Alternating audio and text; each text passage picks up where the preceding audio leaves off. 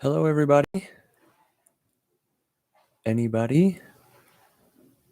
And welcome to what I guess is part 5 of this sort of series here.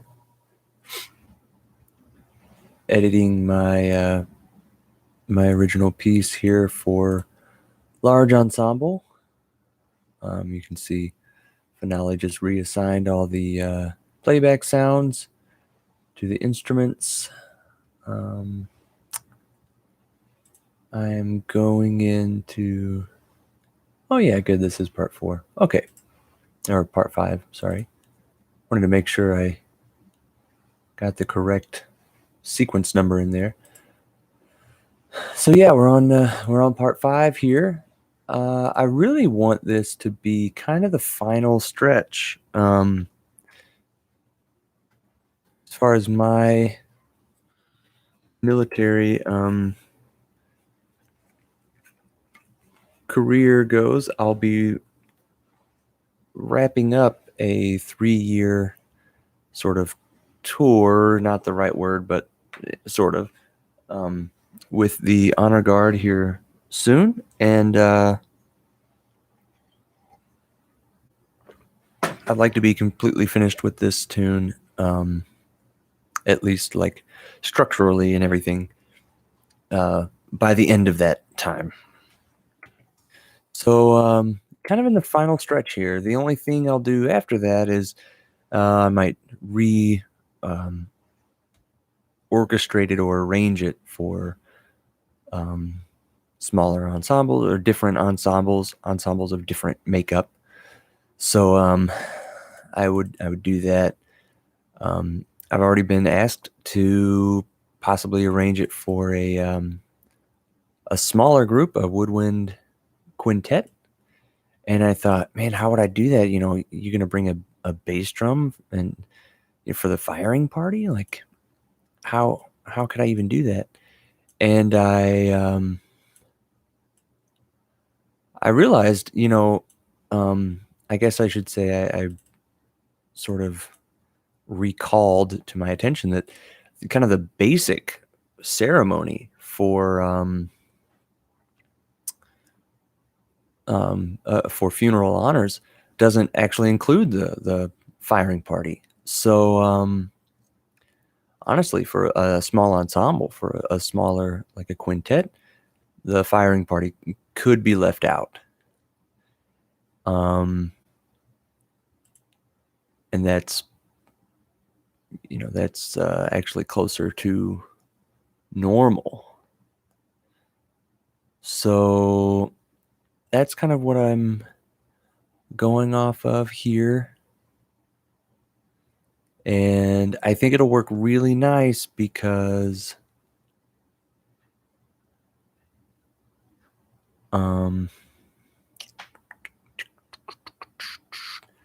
that's like the normal sequence of things, is to not have a firing party.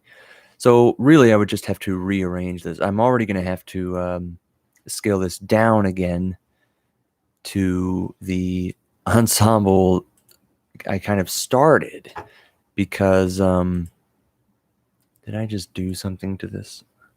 I just hit my keyboard. Oh, the keyboard's not even on. I hit a note on my MIDI keyboard. I think at the same time it showed the spinning wheel for a second, so that made me nervous. But yeah, I'm gonna have to go back to the ensemble where this all started, because that's the ensemble that's probably gonna premiere the piece first. So I kind of need to, these changes I've made to the piece, musically, like musical changes, I'm gonna have to take back to that ensemble. So there's that. Honestly, last time I left off here, I was really happy with the piece. Yeah, super happy with it. I think the only thing I'll probably do here is, for instance, I don't need 2 horns on this. I think I've got some stuff doubled in here. that I don't really need, and the piece can be more vulnerable. Just because it's it being for a large ensemble doesn't mean that it has to use all of that ensemble all the time. So I'm gonna get the marimba there as well.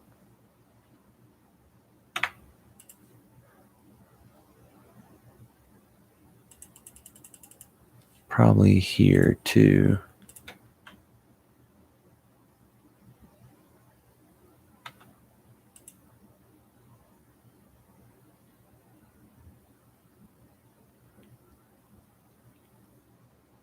And then, see, I'm going to take that D flat. Sorry, I'm kind of making decisions on the fly here.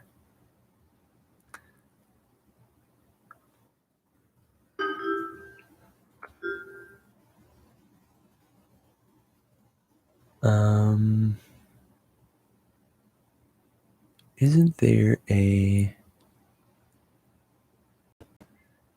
G? Or no.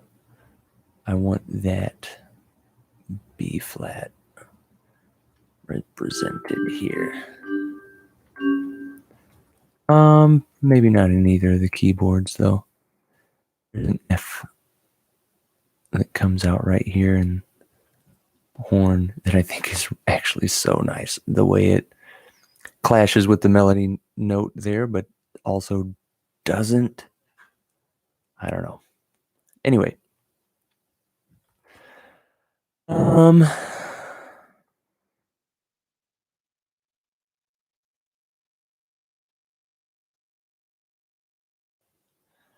I think for the large ensemble, I think I am going to double this entire trill.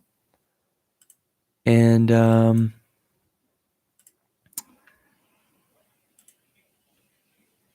have it just kind of go through here.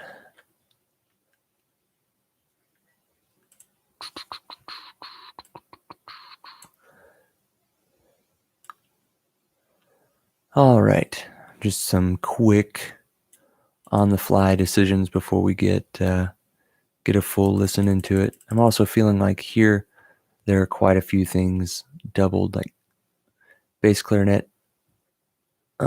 Doesn't need to pick that up, and neither does bari sax.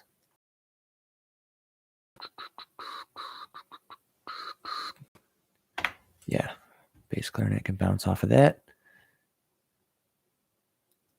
The tenor sax doesn't really need to jump in. I think I'm going to leave the trombones out of it. Now maybe we do want it to grow a little bit, so I'll add bass clarinet, but take off bass trombone. We'll have the woodwinds make their state stack on the horns.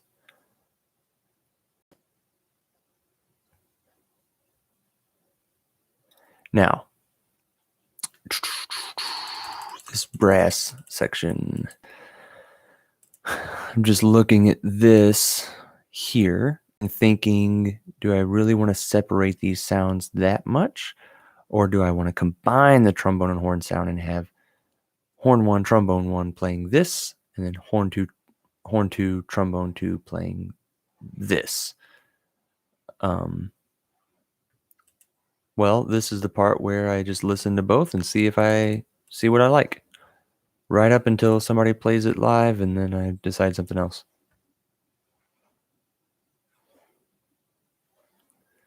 So here's our first foray back in.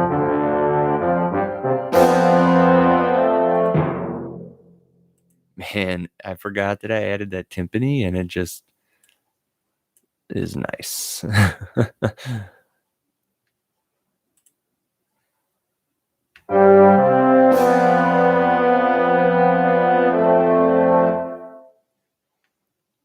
So let's throw that on the first horn, or on the first trombone, and that on the second horn.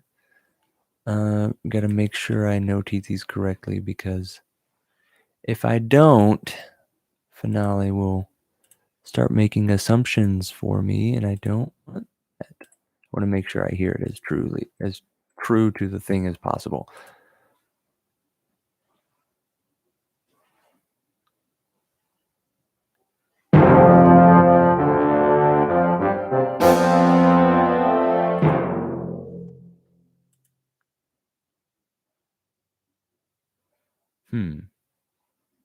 Kind of torn a little bit.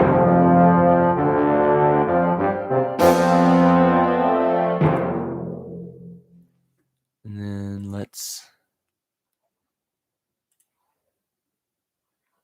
maybe switch it back.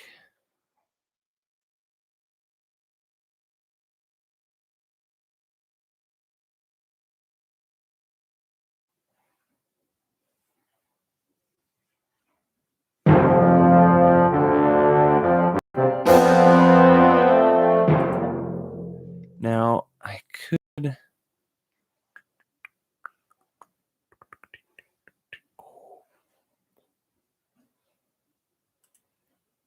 have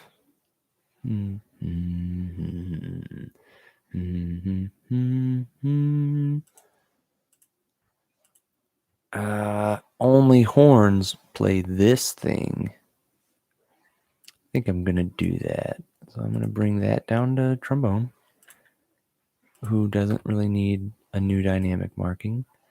I'm going to have just horns play this thing at the dynamic marking. Okay. And then I'm going to have trombones play this. But I just had like kind of an epiphany. Boom. There it is. Like a cluster up there. I'm going to see how that sounds.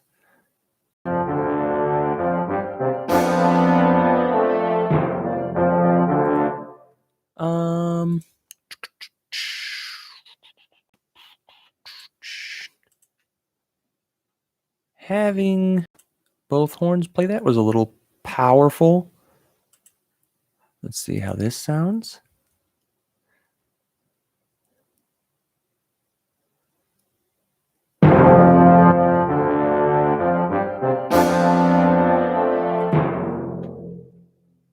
You know, up to this point, both have been in unison. So why don't I let them be in unison? Throw this over to our horn player here, and let the trombone stay in unison.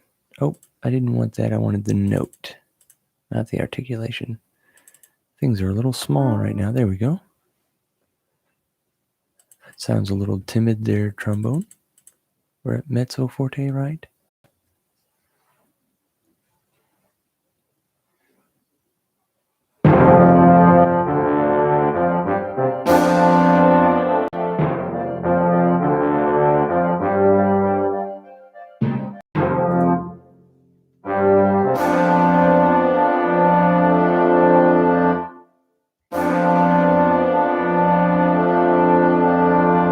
That's stretching the harmony a bit. I just don't like the idea of the C repeating there.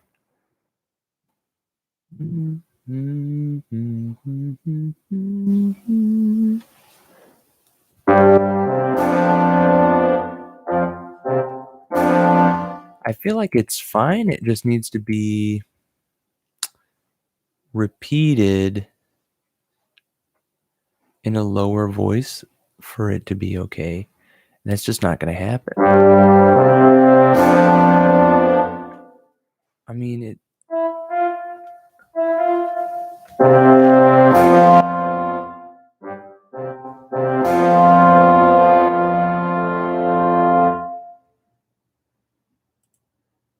That's what would really need to happen.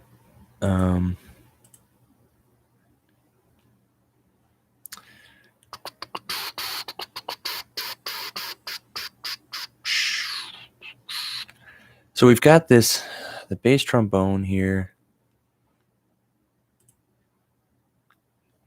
Could play this high. We could have all three parts happening if we had it in bass trombone and then trombone 2.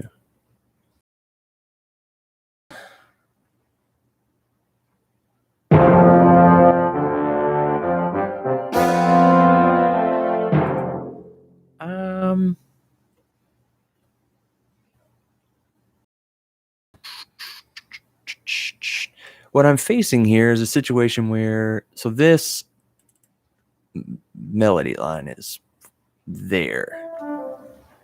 This F up top. So maybe I only need one trombone to do that.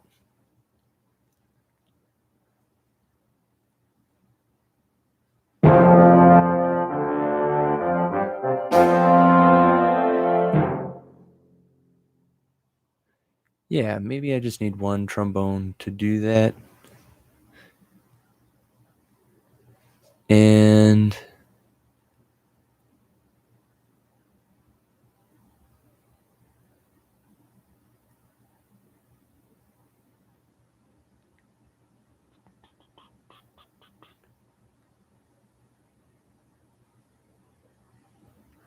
I don't want the horns to come in on and.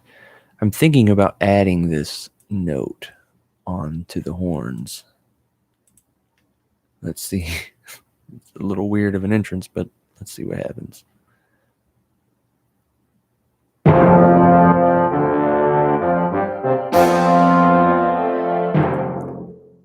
I don't think tuba needs to be bogged down with that note. It's being taken care of.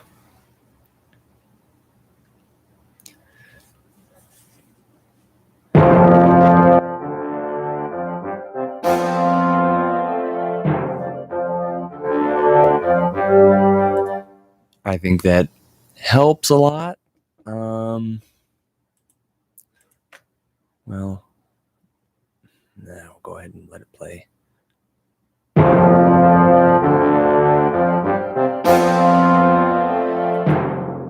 That sounds pretty cool.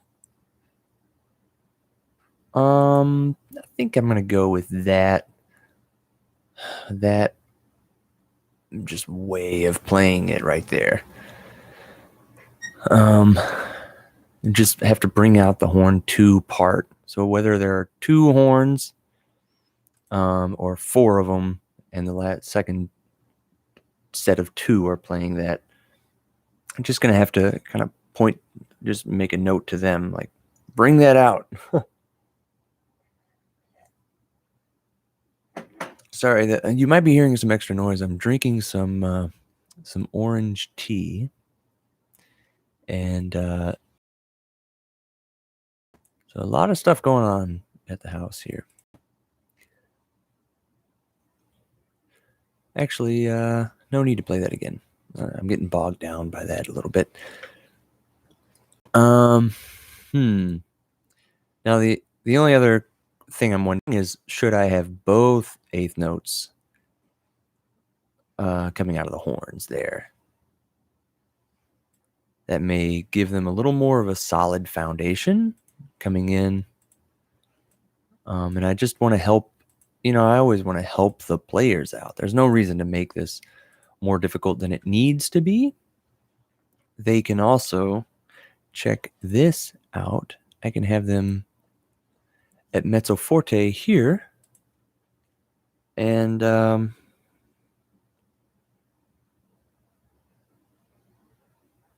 then they can crescendo into it, give them a chance to gain their footing, and of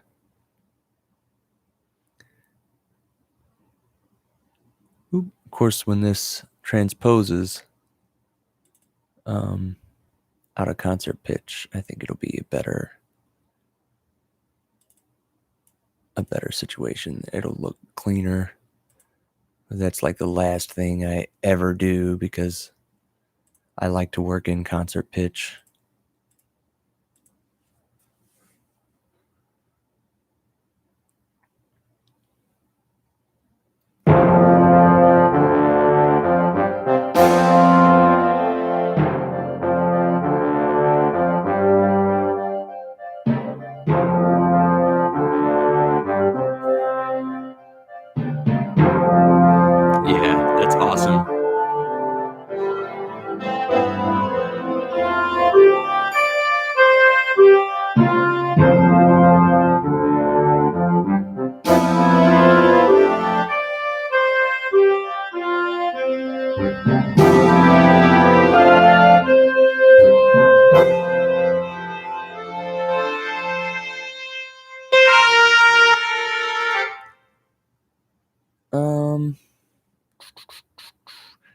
Do I really need to rallentando there? What are we at 120? No, 98. And I want this to happen at 100. I'm wondering if I really need to have a rallentando for these two bars, especially since they expand, which means the meter gets larger in each of these two measures. I'm not thinking I need that much. I may be putting a little too much drama on these two bars specifically. I will listen back to that.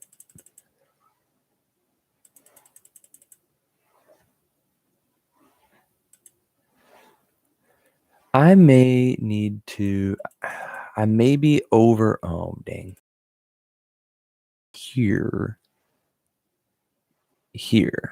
and feel like I'm wearing it out a little bit by the end of this. So maybe it's nice to use it here.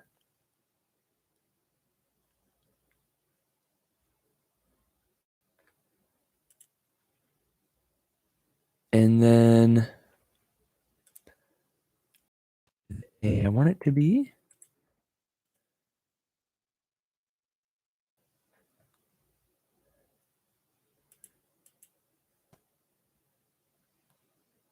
And then let's give that a listen.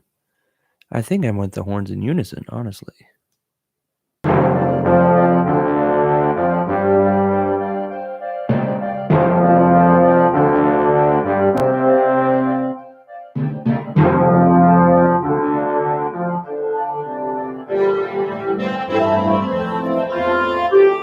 Yeah. I want to leave the horns in unison. Don't know why there was no decrescendo on that C. I'm going to have first trombone play that C instead. And I think we'll get the same kind of, the horns in unison will be just a real powerful statement of that melody, which is in the middle of taps, I think is a great little insertion of that melody piece. If I do say so myself.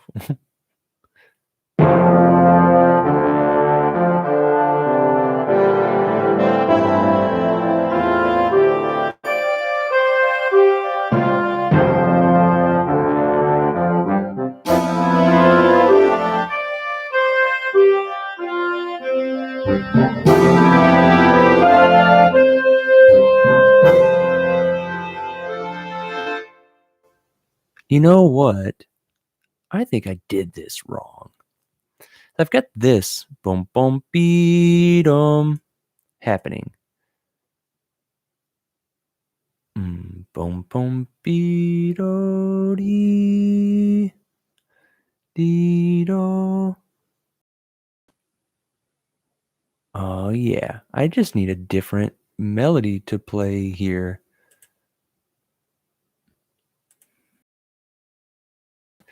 I think this is what I'm thinking here. Sorry for not being clear about that. This is getting repetitive. Boom boom beat boom boom beat I don't care. It starts adding harmony. It's just repetitive at some point. And I think this is the point. So I'm gonna try sneaking another melody in there to lead to this last time.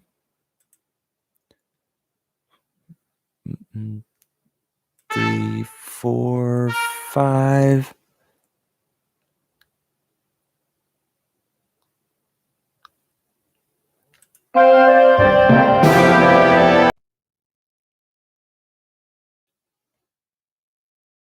Maybe it needs to start lower.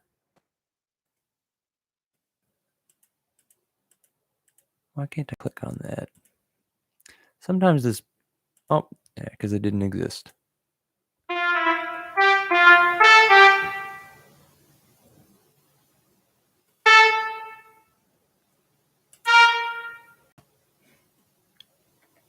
Undo that. Should be a rest.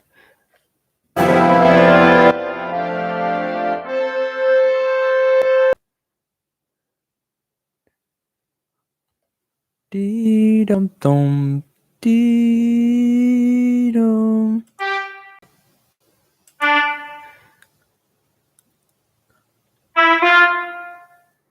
Dee dee dum dum, dee dum, dee dum dum, dee. There, it's gonna be a little uncomfortable, but I think this might sound really cool and be just a little fresh we've had going on, just to kind of make it new for a second, just for these 4 beats, add a tiny new element that really pushes us forward.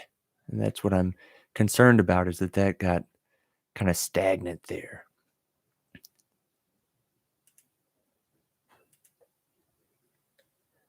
So I'm going to go back from the double bar. Let's check it out.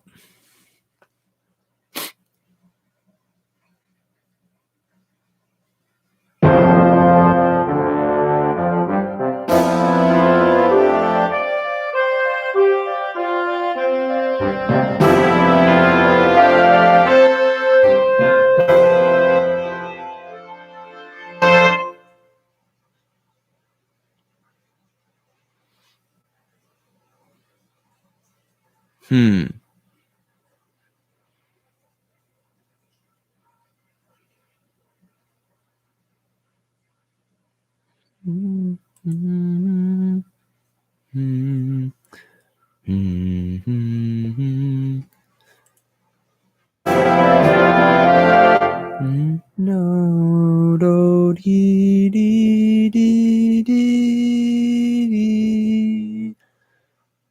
Maybe it would be better to have that line continue instead of, and have a B flat, so everybody kind of remembers that that's what it's supposed to be before we have that kind of liddy B natural. Oh, I didn't carry the tie over, but I'm just testing.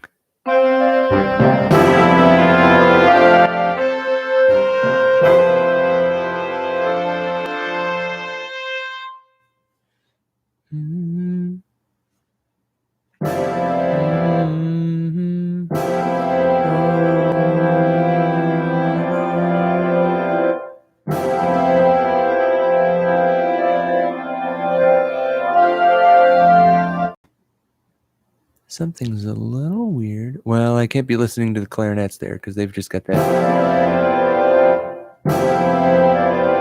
down here, and I'm playing a major 7th, but then it kind of resolves upward to this F.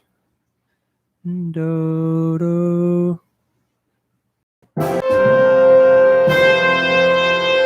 Then it just gets so powerful.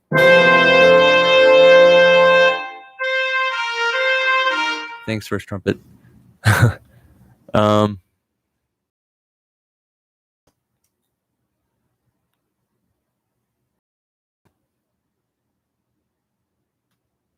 So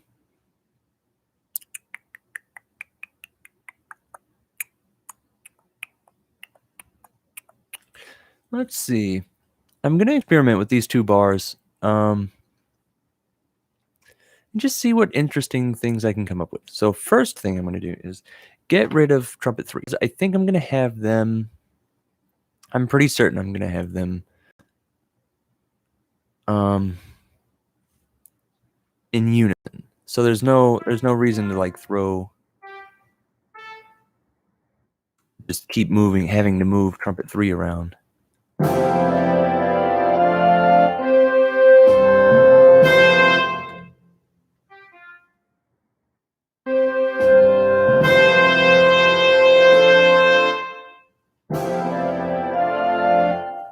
What if it were?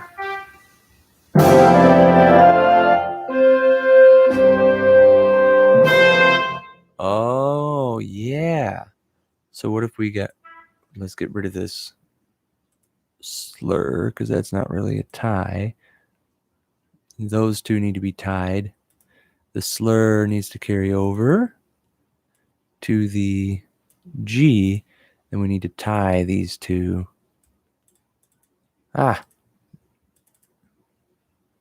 Sometimes my finger gets confused about whether I want to double click or not. And it takes too long to do it. All right, let's see how we end up with that. I think that's going to sound cool.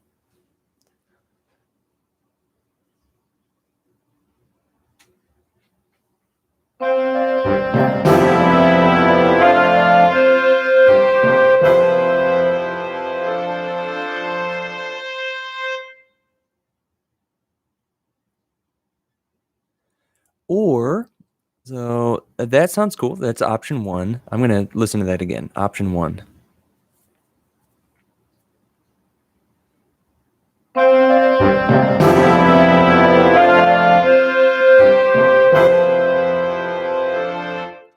Okay, there's option one. Now, I'm going to make a little change for option two. We're going to drop the tie.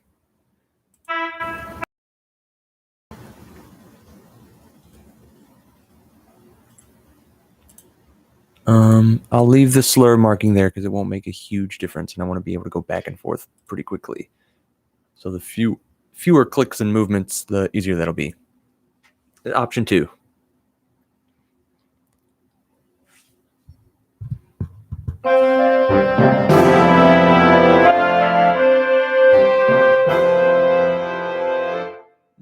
No. Do, dee, do, do, do, do, dee.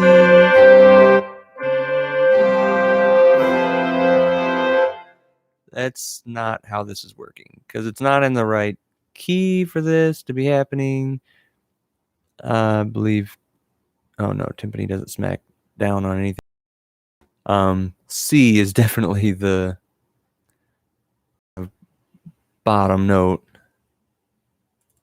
So it might be, first of all, let's undo it all the way back to option one because I just want to keep that on standby there. So let's get rid of the tie.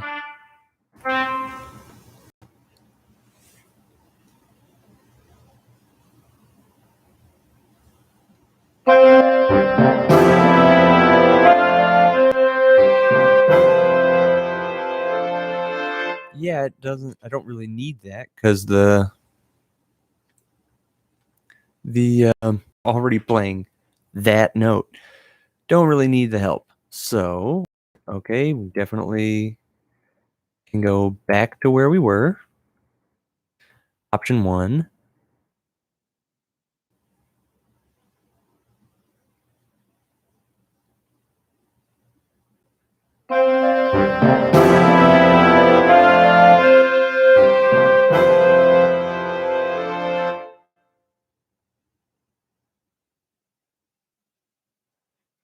Do, do, dee. Do, do, dee, dee. Do.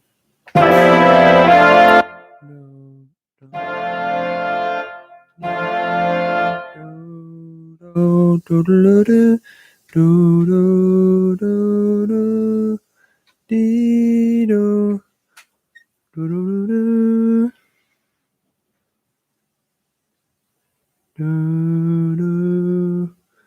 do, do, do, do, do,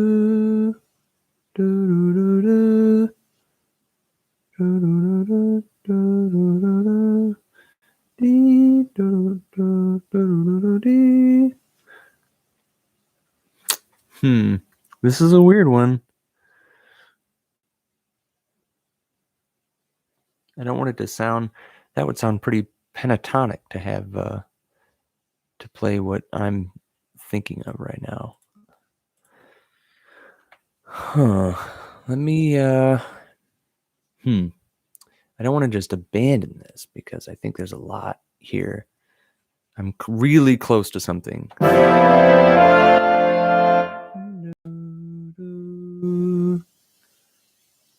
Do,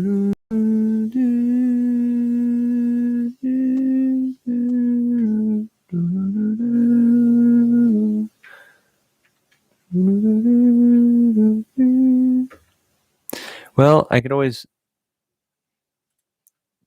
try what I'm singing at least. I am going to zoom in a little bit. I'll still be able to hear everything else, so I don't need to worry about that. So,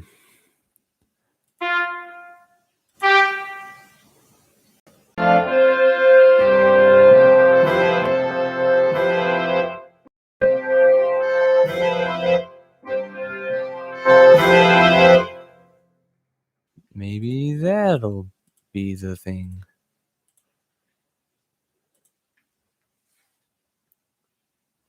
Sounds a little too heavy, though.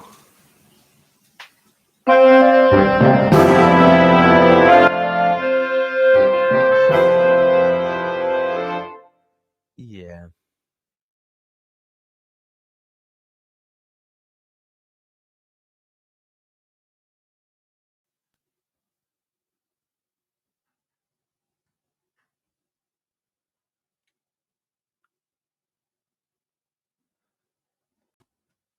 Well, I think this. So let's go back to option one. I'm going to back up a little bit, like back away from this in time, and take in option one with more context. Let's do that. Really let it sit there in my ears.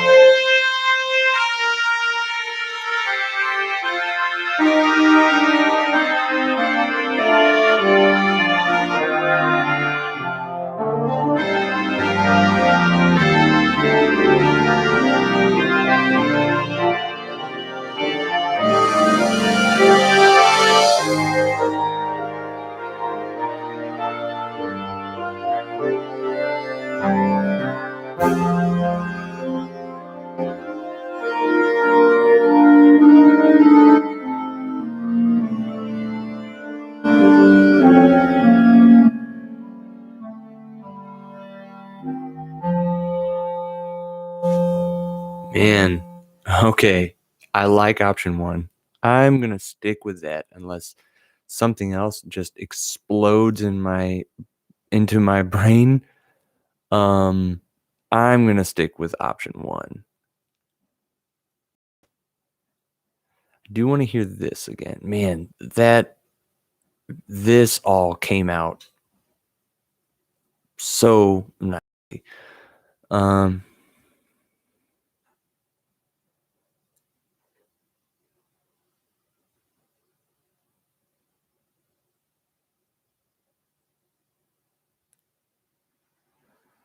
Yeah, there's just not a whole lot to say. I did have a little trouble hearing the melody right here. And I think trumpet really. Horn really. Let's see. Well, I think horn might do fine with it, honestly. I'm gonna put horn on that warmth, and horn might do great at mezzo forte on that. And really bring the warmth to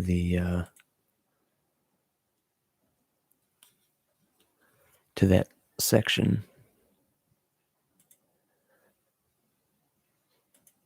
beforehand.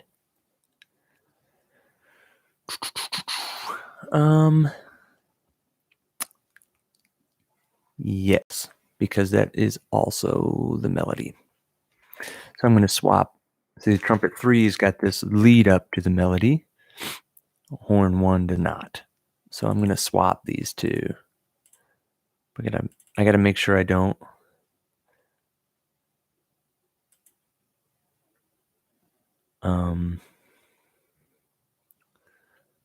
Playing. I'm gonna do my horn player a quick favor and leave some room to breathe.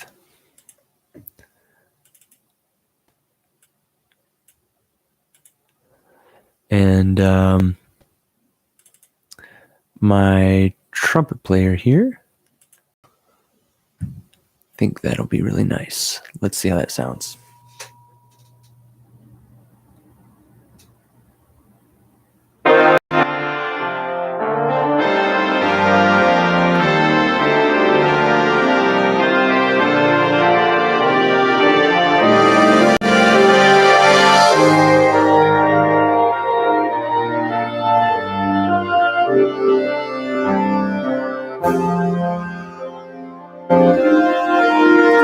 Man.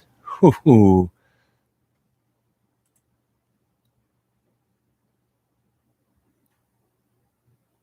Wow. That just sounds powerful. Alto sax too is kind of digging on these whole notes. What's going on there? Doesn't have a lot going on.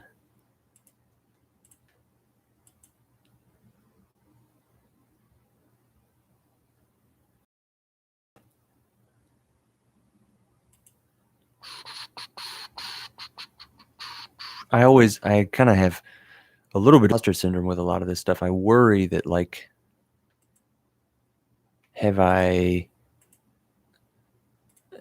I'll just keep second guessing myself, basically. Am I really, like, doing this right? Am I like a legitimate composer here? I don't know. It feels weird to be composing like this. And I just keep second guessing myself with a lot of it.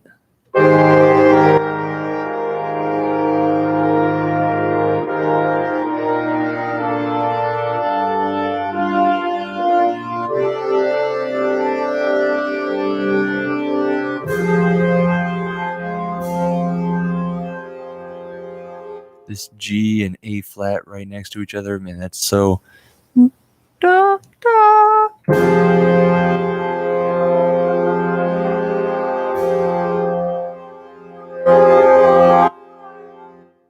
It's just this. Yeah, then these clarinets as well.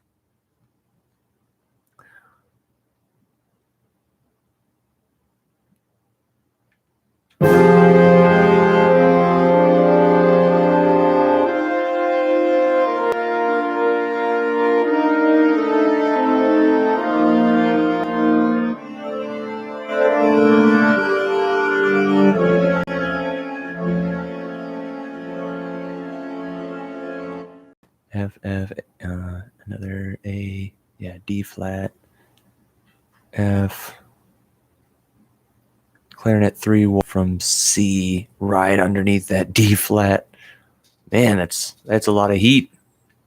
It's a lot of motion right there. A lot of emotion, if you'll forgive me for that. I do want to add this note.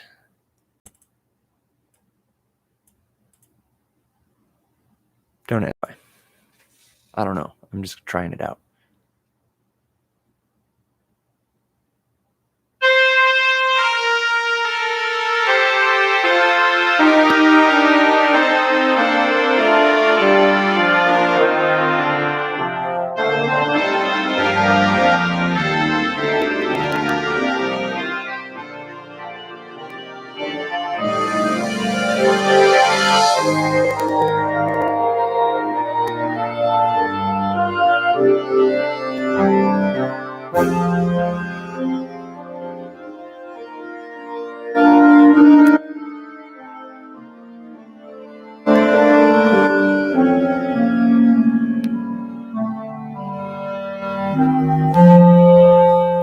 that's dark. I am a little concerned about how necessary this walk down is to happen in clarinet. I feel like it might be a little more impactful to have another instrument do it before they fall out, and that's going to be the saxes here. So I've got that A. I just want to make sure I have that A doubled somewhere. Horn has it. That's cool. And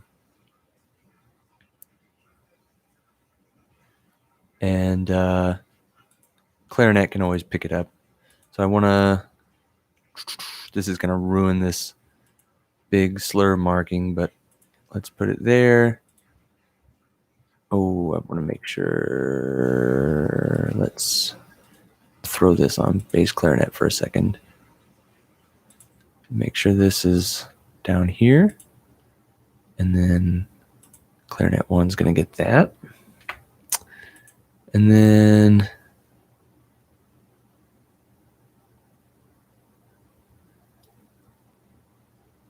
yeah, alto 1 is going to get that. I'm going to do this so it doesn't ruin the...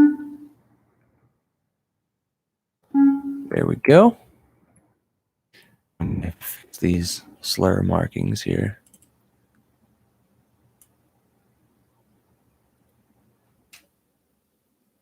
Was there one from back here?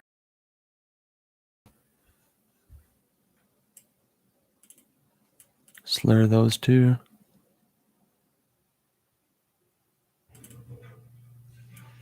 Slur those. I think I'm going to like this better with alto sax kind of little walk down. I think it's going to sound super nice. Let's see. Really excited.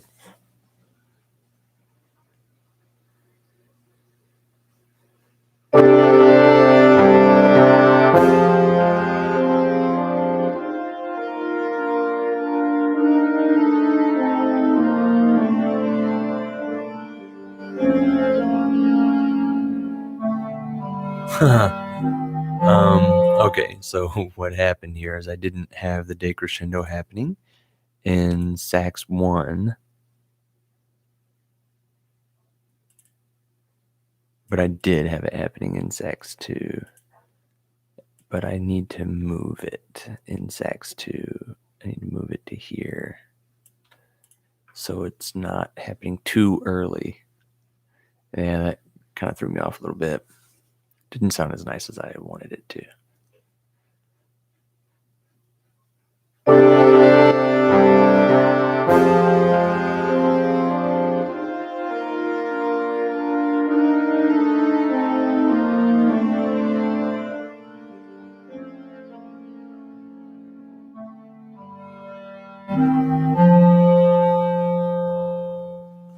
Now, hold on.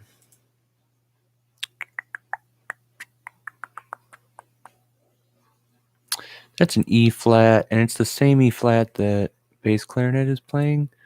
I think I'm going to spare that out.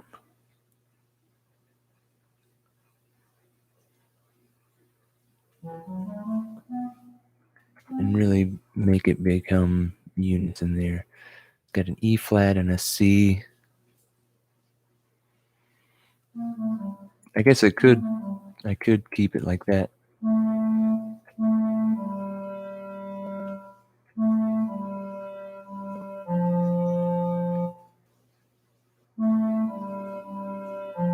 Oh, you know what?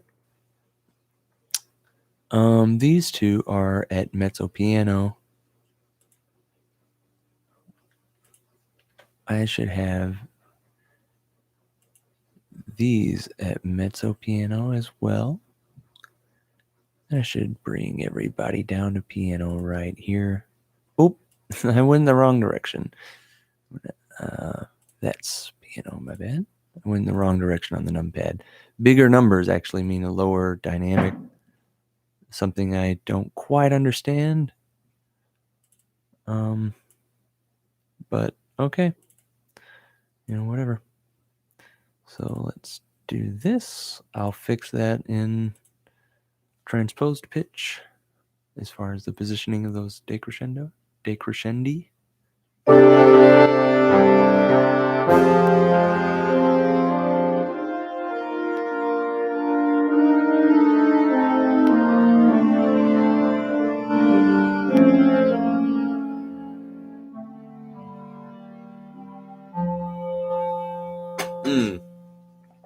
That's not gonna work.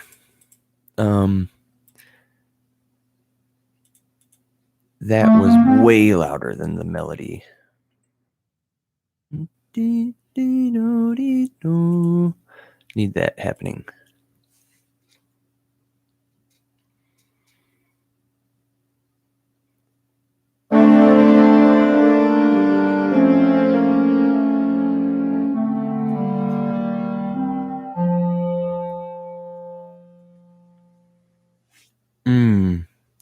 That's super nice because I'm gonna just change that up, make it tie. That's super nice because it makes this motion a little less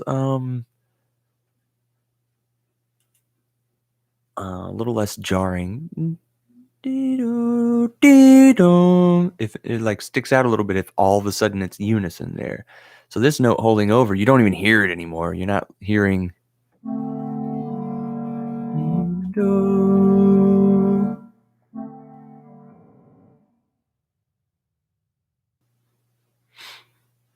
You're not hearing it as much, I don't think.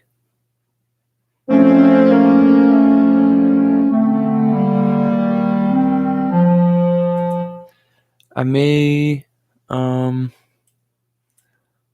also move this. Oh, that's the octave down. Sorry. Have the melody doubled, have this harmony and clarinet 3 and bass clarinet. I don't want the melody to get covered up any chance here.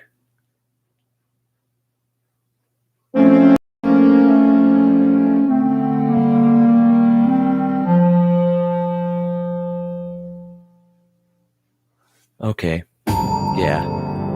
Now we've got, I think that's really another special moment. So then we have taps sound. I'm just not going to mess with that. All right, and then we have this, the fold melody in 3. Thanks, triangle.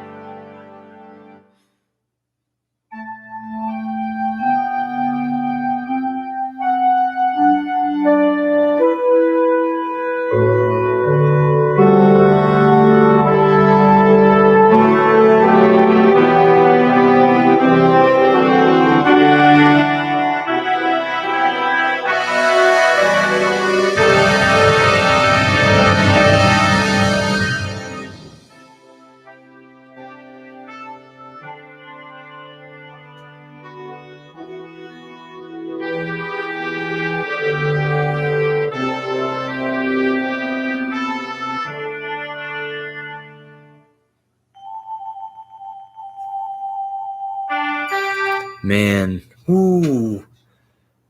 Wow. That is...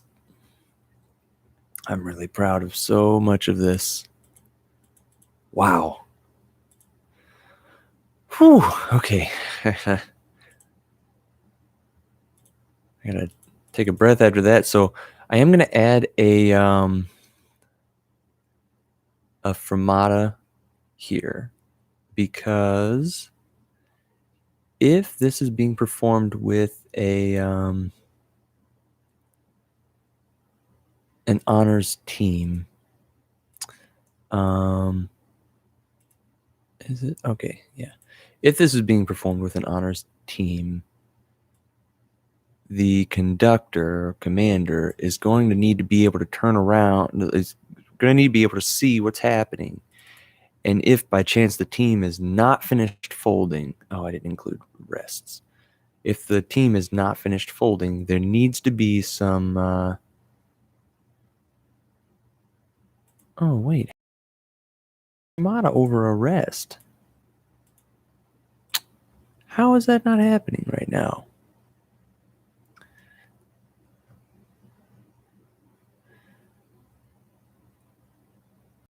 Do I have to put a note there and then... Well, that's not going to go because it's...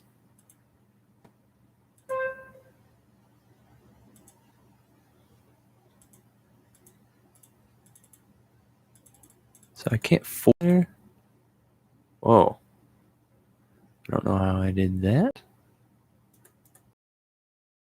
Finish, the conductor needs to be able to hold this rest while the honors team finishes the last piece of the fold, and then go on to the piumoso when that's done. So I really need a fermata over this rest finale. Like,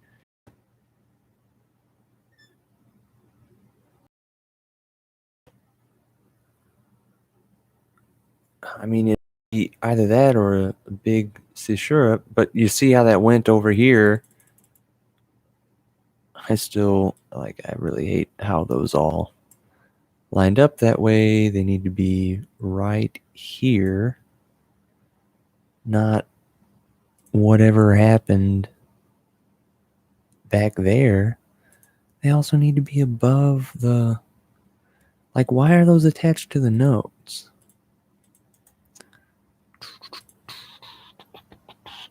Let's see. Placed above a note. Playback effect. Above note. And then default vertical position. Always place outside staff. Avoid staff lines. Can it reposition like that? What if I undo? Oh, this is annoying. Avoid staff lines. Center horizontal. I don't even... Handle positioning. Well, I don't need to worry about that. Let's see what that does to it. Is it a C? Is it... Yeah. Well, at least that put it after the note. I'm going to edit this thing. Let's see what happens if we center it horizontally. Yeah, nothing. It just, I think it centers the handle.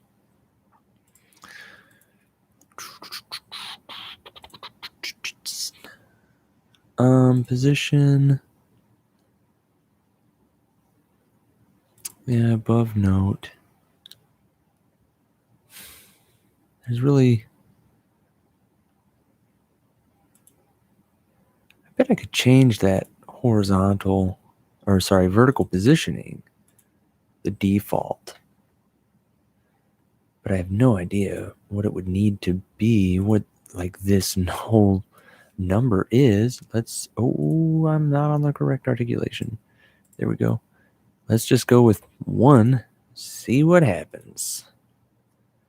Okay. That's a thing.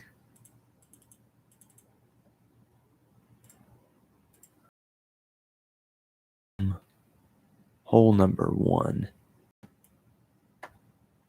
That's as high as it's going to go. Doesn't want to go past that. Because I want it to be there.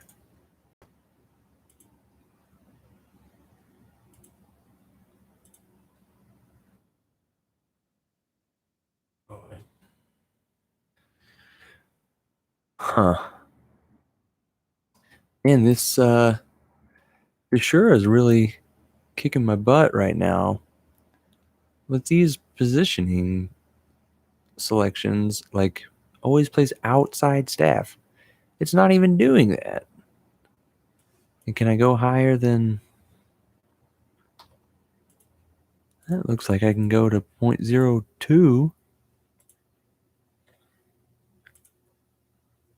Oh, okay. Actually, that helped. I can get rid of all those and keep the fermatas.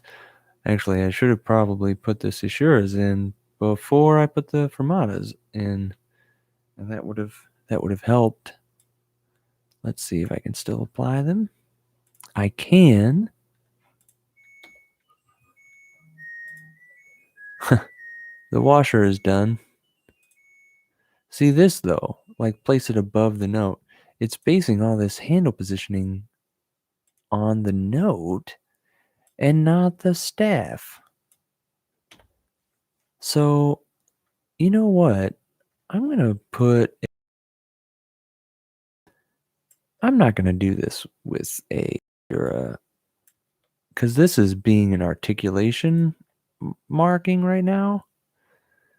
And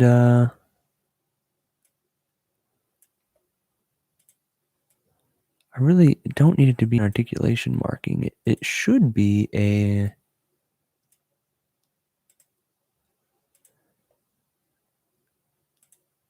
not an articulation marking.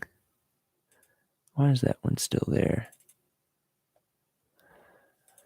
Should be an expression. So let's see if I can do this. Now, it would need to be a tempo alteration. And what I can do is I can make it rubato. Now watch this. I'll edit it, and then I can use, let's see, I can insert, I can not do that. Well, so I can, this is the text font, and then we've got the music font. And what I can do is, so I can select that and then make it the music font. And it'll make all kinds of crazy stuff. So let's see if one of these is a caesura. I don't have the, there is a key for this. It shows what each thing does. And I think capital letters even are different. Yeah. Some interesting stuff here. None of them look like a caesura.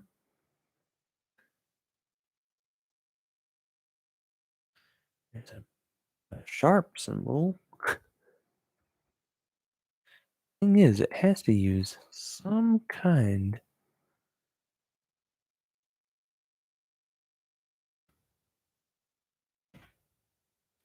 of, better start getting rid of all this stuff. It's got to use some kind of font to get me to the, let's see, get these things in the first place. Apparently, question mark, / which I would think 2 of those would make a caesura. Apparently those just are spaces. And then those are cool little funky rectangles. So there's that. Let's see.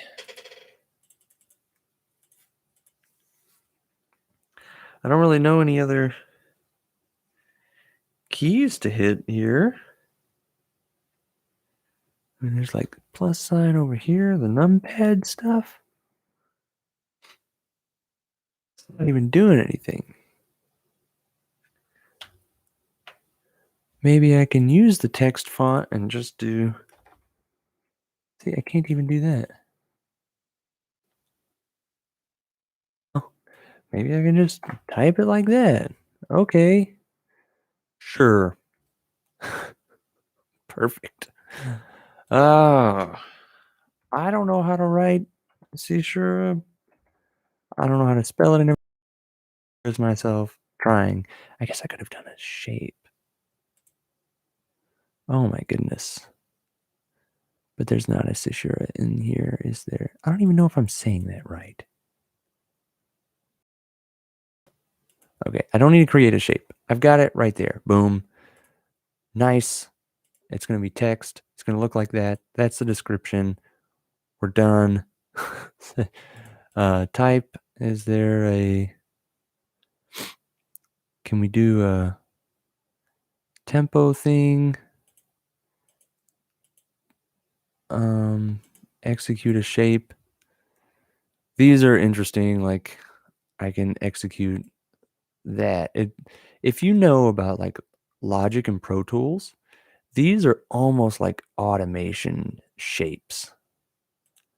You just sort of have to know which one does what. So this like moves the tempo from up to down very quickly. So I could use that to execute that shape on this measure. And then have it come back in at a tempo right after that.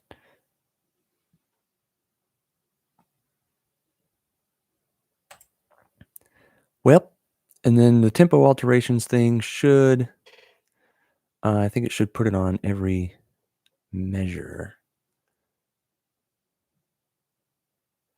Let's see what it does when I put it right there. Great. What I'm worried about is I've already got a fermata over that whole note. And then the tempo alteration is going to just make it like a longer note. But you know what? When the band's reading it, they're going to know what it means. So at this point, like I've already spent a whole lot of time on that, on 2 slash marks.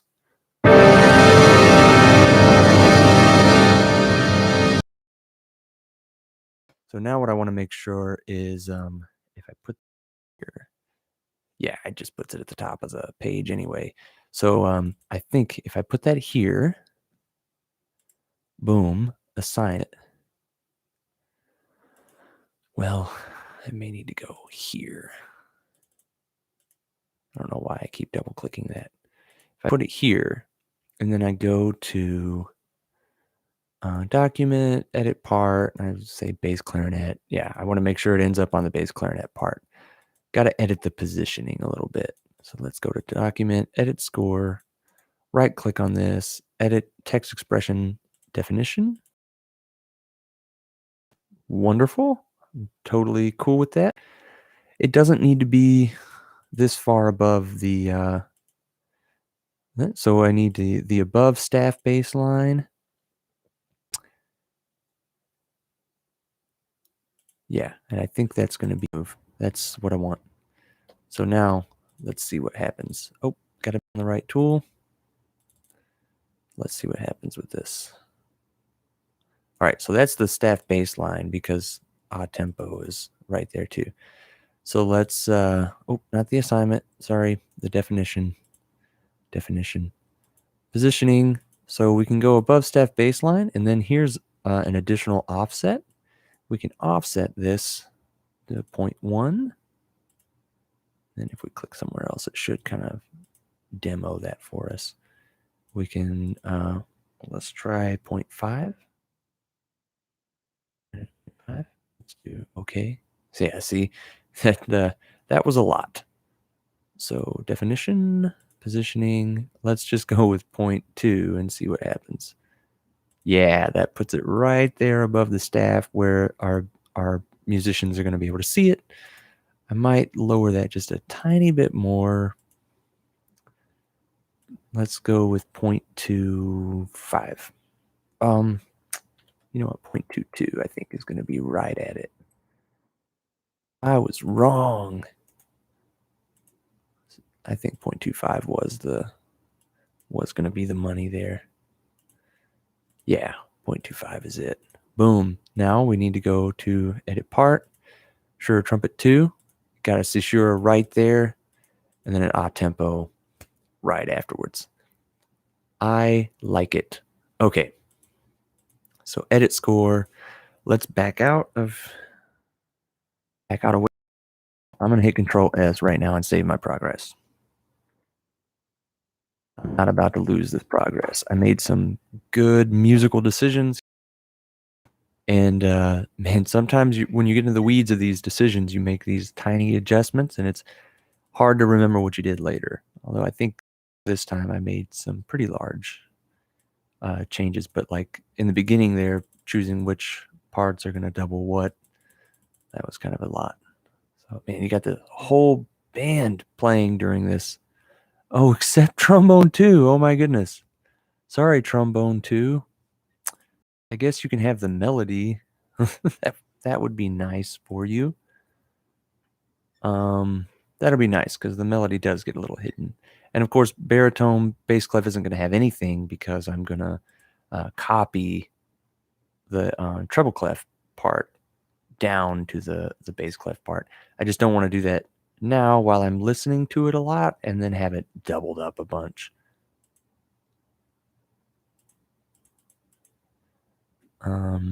All right.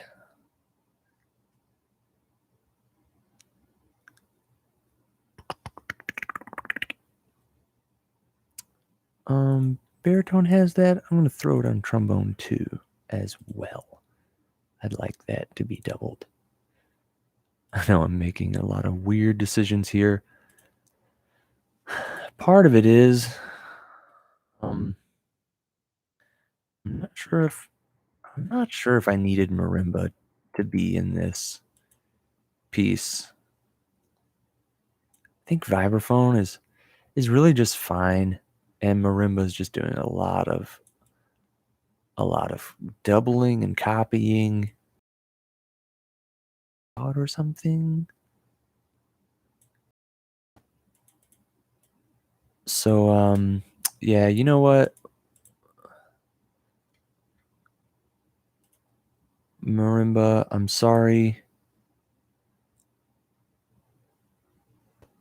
I am going to go into not the score manager, it's the, ow.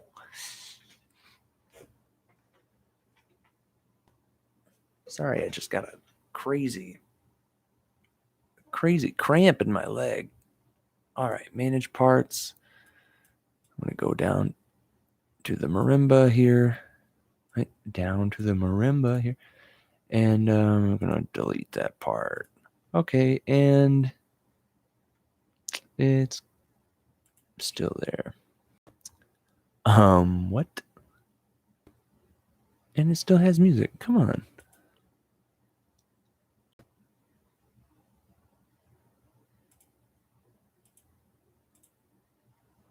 I think maybe it just I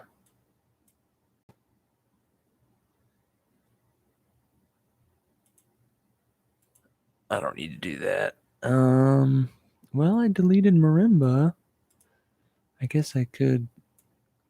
I guess I'm gonna have to manually go in and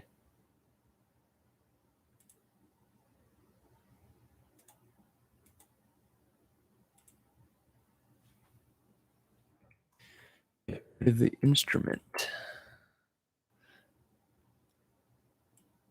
Because you can like move them around like this, and then I should be able to delete the instrument.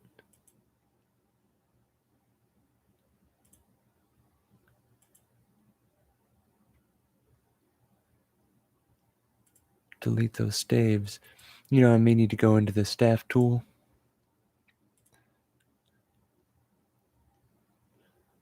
and delete some staves. Oh, I need to select them first. There we go. All right, marimba. No hard feelings here. Delete staves and reposition. That's what I would have needed to do if I had left marimba up where it was in the score, because then it would have moved the percussion up for me, but didn't need that, so there's that. All right. I already know the first part. I didn't mess with that. This melody with alto sax solo. Alto 2 joins in. Make it a little more full for mostly to compete with the entering woodwinds here.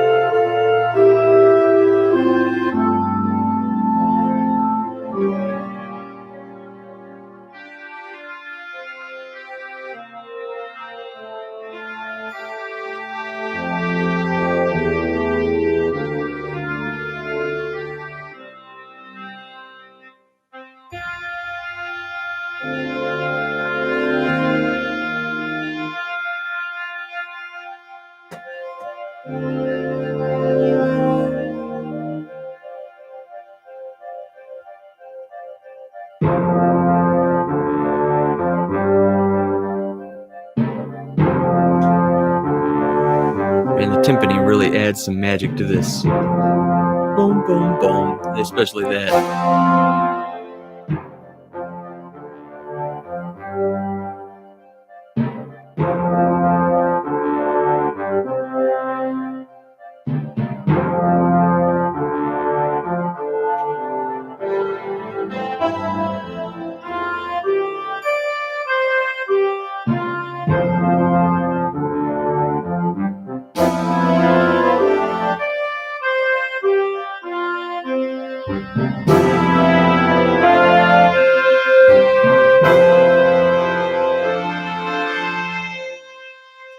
You know, maybe I don't need to rallentando. That may be excessive. And I'm just gonna try a little bit less. Let's go with a retard and see if that sounds a little less aggressive. It may do the same exact thing.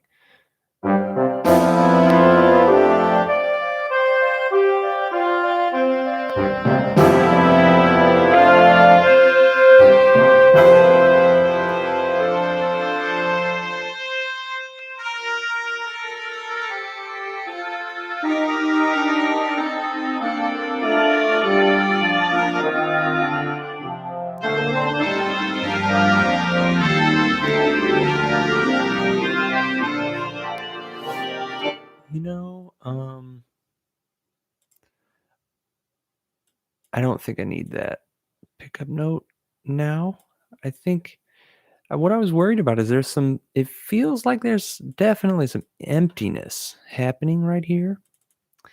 I think I have another solution for that. I think it is to put a dot on this note, um, make this a whole note, but then make it clear that they can take a breath here. It just needs to be hidden by the horn leaving a blank space there. All right, let's start right here.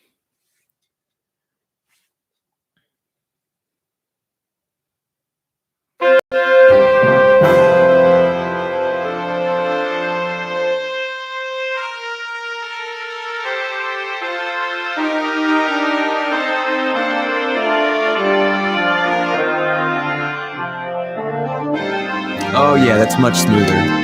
Mm.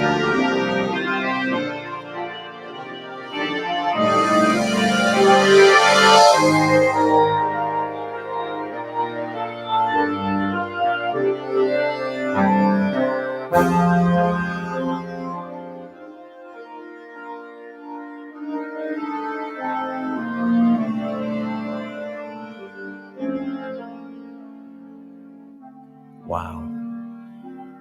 How vulnerable. Mm. Man, how vulnerable that moment is. All of that right there. You get this proud, the family here, let me just, in case you haven't been through it, well, I'll tell you what.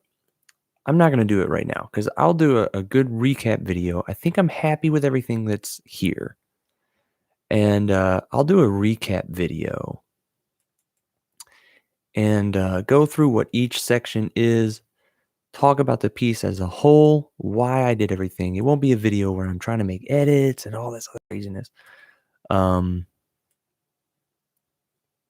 It'll be a nice, yeah, I put slurred there. It'll be just a recap video to go over like why, what I did, what it means, all of that. So it's not bogged down by all the technical stuff and changing instruments and revoicing um and all of that. It's not bogged down by the other stuff. I'll go over it that way, so that's a separate video everybody can watch, and it'll be way shorter as well. But you know what? I really think I have a finished piece here. I really think I'm done. Just very happy with it. So unfortunately, I have to first of all, I'm going to save it. And then unfortunately, I have to open it. I have to open the um previous one that's not that that wasn't in here. So like for instance, for some reason this is a whole step up right now. No, that's correct. Sorry. No worries. I was scared for a second.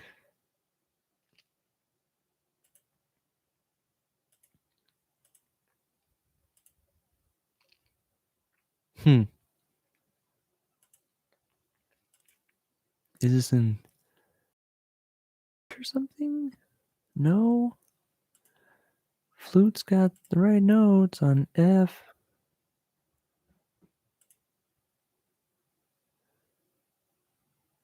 I think we're in pitch on that. Oh, I see. I chose to have no key signature at the beginning. Yeah. All right. So now I'm gonna have to kind of hold the pieces side by side to each other. And take the same edits from the large ensemble and take them down to the smaller ensemble. Either that, or I'm gonna have to go off the. Oh, you know what? I could just close this.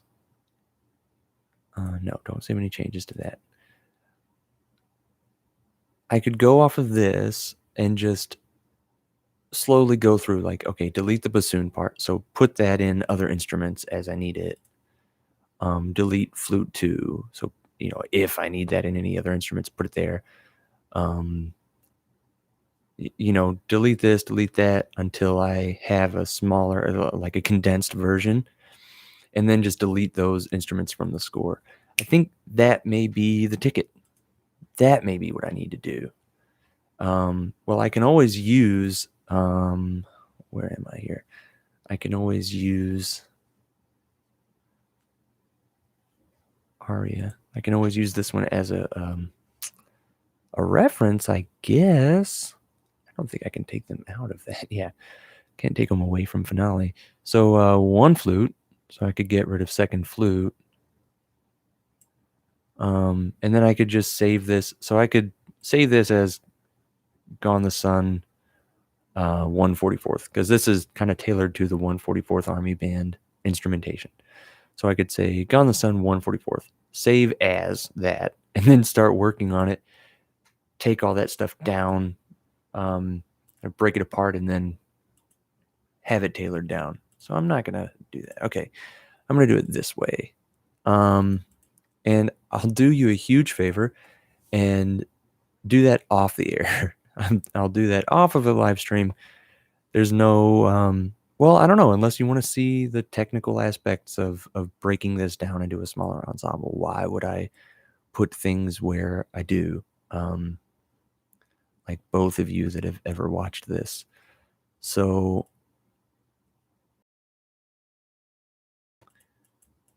give them the link or something. I don't think I need to put a huge video out there and just bog things down. So here it is. I really think this is the finished piece. So I'm going to stop this stream and I'm going to start a new one. First of all, I'm going to hide that baritone staff because I'm tired of looking at it. It just every time makes me think I've forgotten an instrument. Can we do that? Hide staff. Let's see.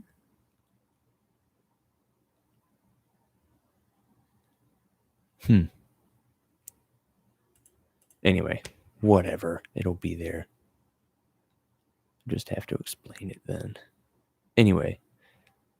Yeah, I'll start a new video where I go through all of this, explain my intention, and everything else like that.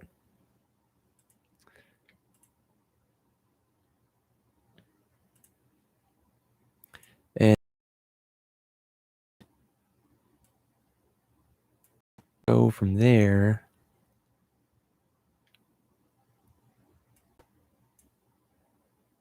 I do want to add that. I need to add a, so this is part of what I have to do is go through and make these little corrections. Oh, I don't want it mezzo piano. Okay, make these little corrections like, oh, they don't have a marking there for dynamics. So I need to add a dynamic marking here and, that kind of stuff that just makes sure everything happens smoothly and all the instrumentalists, all the musicians. My goal as a composer professor in college at University of Arkansas at Monticello, Mr. Les Pack, a fantastic composer himself and just immensely incredible musician. One of the things that he instilled in his students was, this was in a arranging class, but it follows. The only way it was like, hey, writing a tune and arranging a tune is like, you hear what you hear and you put it down. And it's hard to judge music because it's like, I may think that sounds bad, but you think it sounds, sorry about that. But you think it sounds incredible, and it's the thing you meant to write the most. Like, you didn't make a mistake. You meant to have that there. So the only way to, the assignment was to write and arrange a big band chart. And the only way to fail that assignment was to make it like impossible for the musicians to read. That's how you fail a composition. Because ultimately it is subjective. Your problem. Nobody's going to know that except you if it comes out and it's not what you were hearing in your head. So that's kind of your deal. But the only way to fail at putting it down on paper is to make it difficult for the musicians to read. If they can't read it, and I don't mean necessarily sight read it, but if they can't tell your intentions and then it's not possible for them to complete, that's when you're in a bad situation and you don't want that to happen. Um, that's not going to be helpful for anybody. So that's my goal here as I'm writing. It's to make my intentions known. That's the most important thing.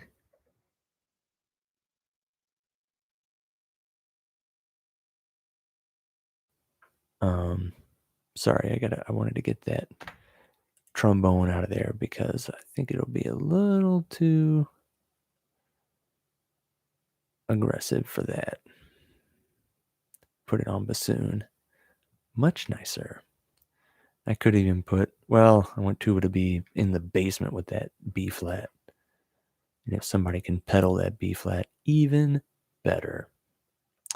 All right, well, if you watched this, um, really, if you go back and watch this later, I know I didn't make any kind of announcement or anything. You're telling anybody doing this. Thank you. Please feel free to give me any feedback. Let me know any questions you have, even if it's later from watching it, or whatever the case may be.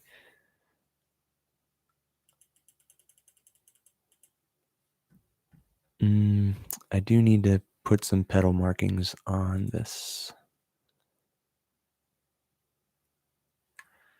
But yeah, if you watched all of these, just bless you. Like, for doing that, for sure. Like, I really. So let's see. I think I've gotten that. Well, it does the same thing twice. So let's not. Oh, it does change right there.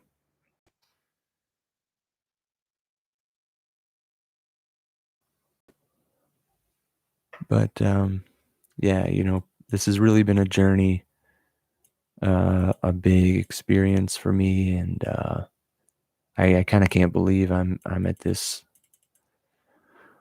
I'm just like even thinking about calling myself done with it. Really, that's just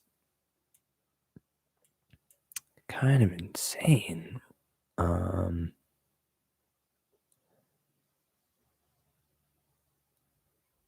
I think I'm gonna delete this measure.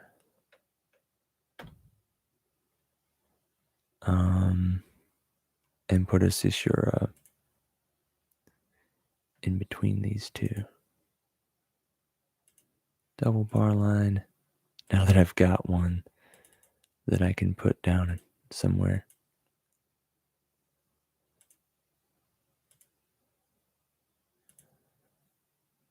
I know it's not gonna, like, Finale is not gonna play it unless I can make this do something.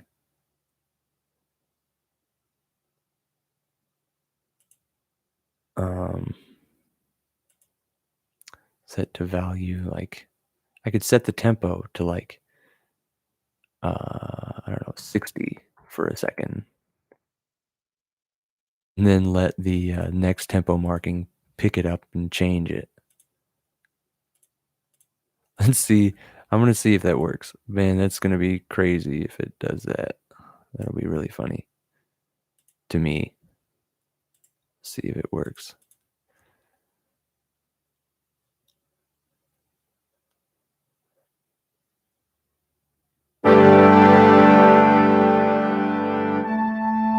No, rolled right through it. Oh man. What if we made it like 10? This will be interesting. For one beat, like half a beat.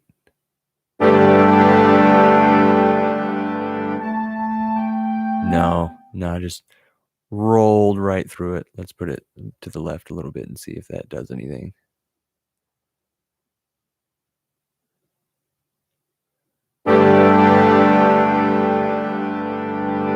Oh.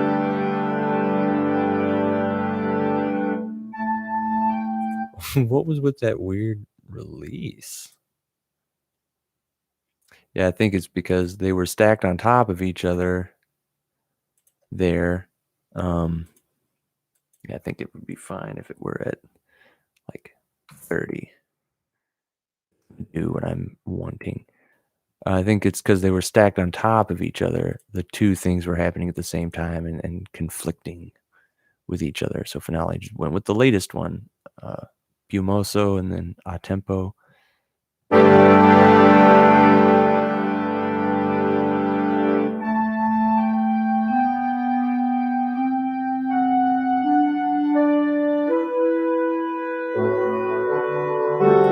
Now, I would rather have had the empty measure, and I could still do this because, watch, let's see. Could tie all of this over to a quarter note. Watch. I said all that about being done. If I can tie all this over to a quarter note, this is kind of a lame way to get around this. In fact, it just leaves the oboe there in a bad spot because then you gotta change the tie. So let's go back to this.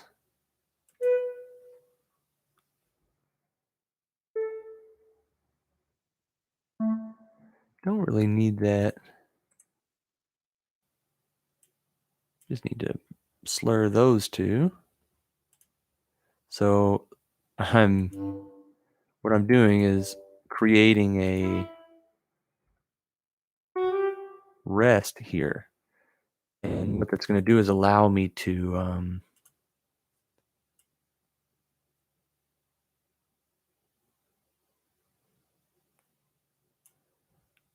let's see, I should get rid of that tie actually. That's not really necessary. Have all the notes kind of re-hit right there. But I do want the slur. Well, I guess I'm glad I did this because I'm finding out a couple of things. So yeah, that's going to give me those two rests right there and then allow me to put a fermata over one of them. I'll put a fermata over the middle one. That way we will hold the middle rest.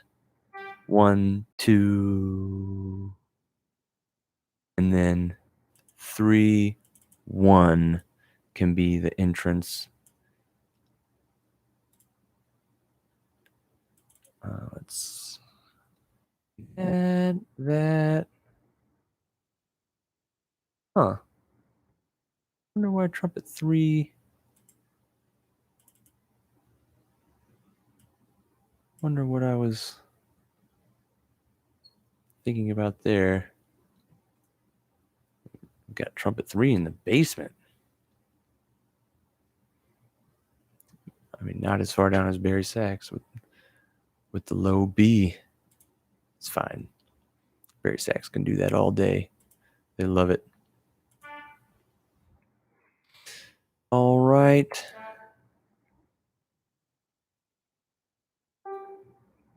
Yeah, this will be way more cohesive with the with these slur markings.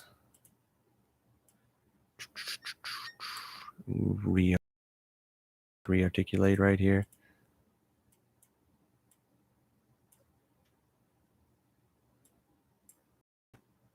I'm just dragging to get a quick grab on that marking. All right, sweet. So all the slur markings are gone. Trombone actually gets to take a little bit of a breath. You're welcome. Sorry, bass trombone gets to take a bit of a breath.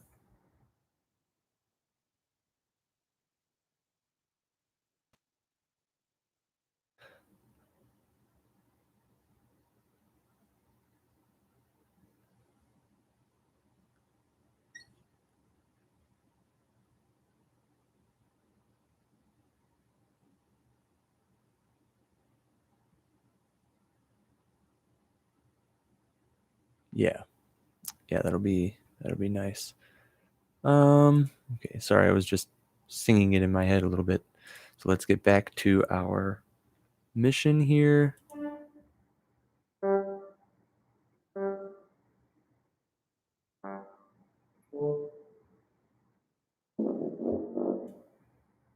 I guess I could have that in octaves if I needed to.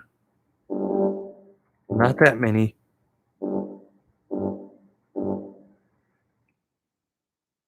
Need to play that. And here's what's cool is I can even go in on this and oh, not speedy entry. I can even go in on these.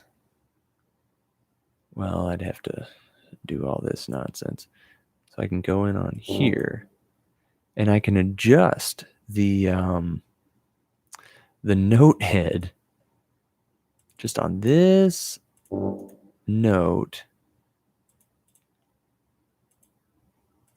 and make it smaller just to let the tuba know I prefer the bottom option.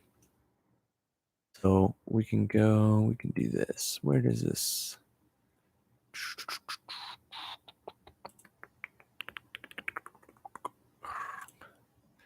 The options. Well, I can't remember. Why don't I remember how to do this? Resize tool. Resize, and then yeah, I've just picked that note. We can go to 50. I think I accidentally hit the 0 again and made it 500. So let's go with 50. It's selecting both notes. Um,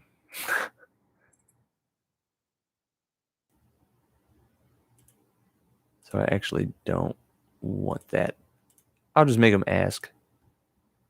Whatever. I have done that before where I have I can go to top note, and I think maybe I can go to, yeah.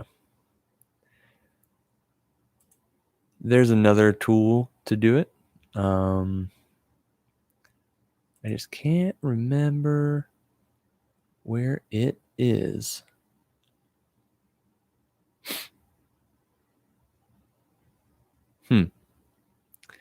Anyway.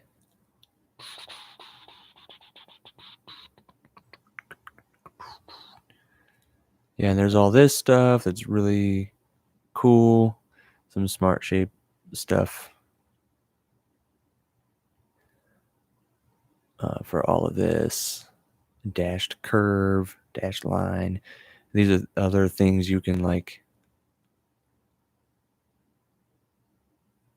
make happen. It's this tool. So that's dashed line, and then there's the trill extension, which isn't in here. So then you have to use something else. So anyway, outside of that, now I've got the or I should have a bunch of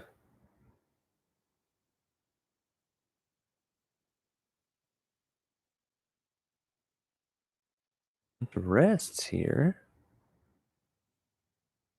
I don't know what it's thinking. There we go. Yeah, I just have to click through them all real quick to remind it. Oh yeah, make a rest there. And for these instruments that don't have it, I can select. I can hit R here, turn this into a rest, and put all three in there manually. And then it will do this. So no instruments are left out here. Hold F and group select all of these rests all the way down to Barry sax. Sorry, I can group select without holding F. And then I have to select it like this for some reason. Let's see if that does it. Nope. I got to do each one individually. That's really strange, Finale. You'll let me click on it.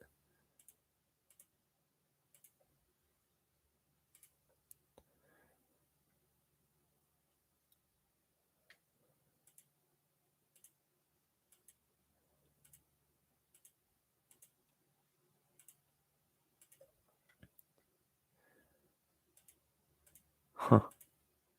And it's even letting me just hold F and click, which is what I would normally do. Okay. So,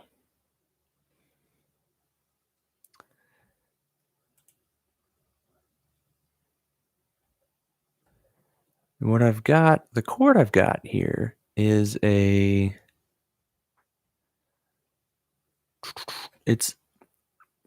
an add to chord. So I've got this G, D here, G again, G, G, lots of G, D, G. And then trumpet 3 throws its A in there. D, G, D, G, G, G, A, A. We had a B natural up here, but another A, and then a G on top. So,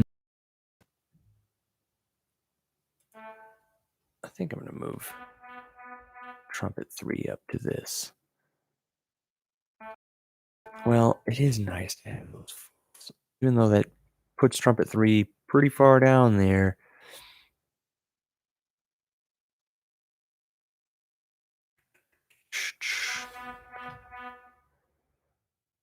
Let's have trumpet 3 at least go to an E. It's less out of tune.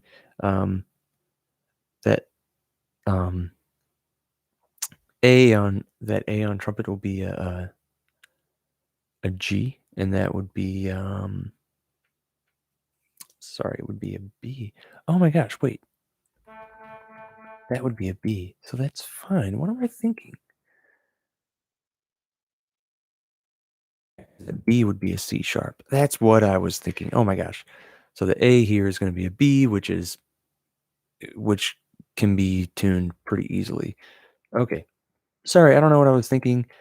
For some reason I was thinking that note is one that's not easily tuned on trumpet, but it's A and E here. So that's not that bad at all. Wow. Oh man, I don't know where my brain went. I am actually going to drop my horn friends down here.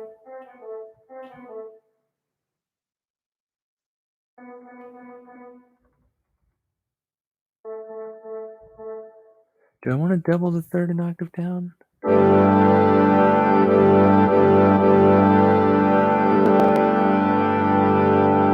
I don't think I do.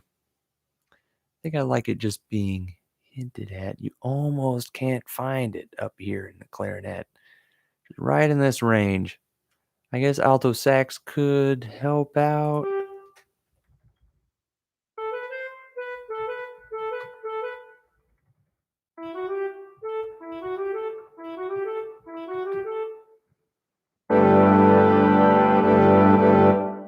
Yeah, I like doing that in alto sax. I think that'll be really nice. Let's play it with human playback. Oh man, I'm coming on 2 hours. Coming up on 2 hours of this.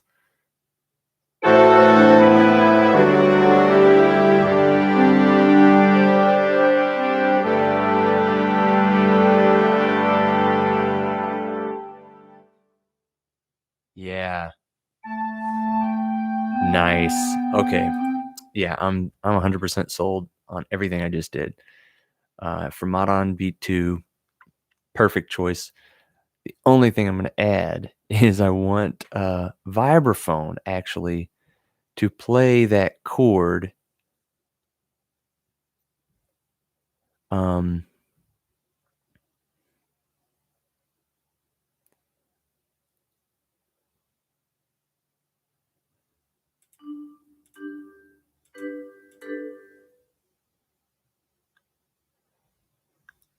And then I can have this nifty thing where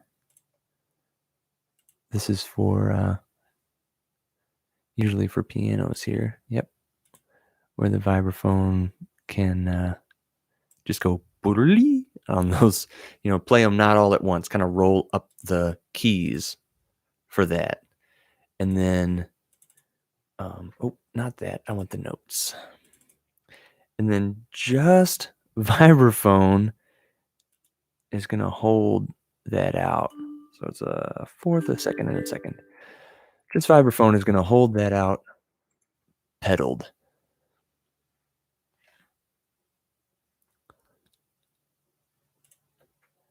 And then it's going to fill that space a little bit. Let's see how that goes. But the strike will be hidden by the other instruments.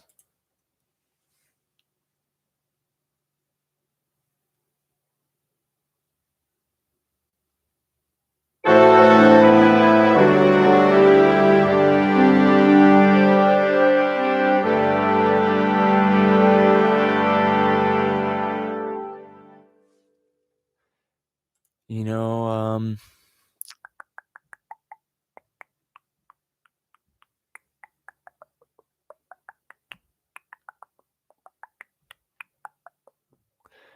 I'm thinking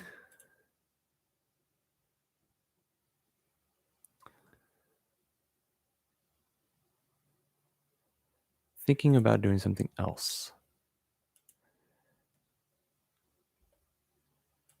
Move this, and just get rid of that pedal and have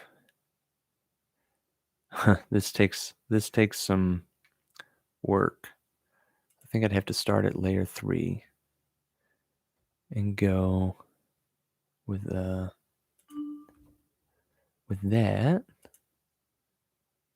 layer 2,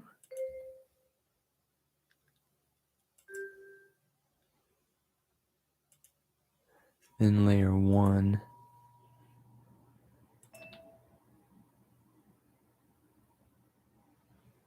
Oh, it needs to be a half rest.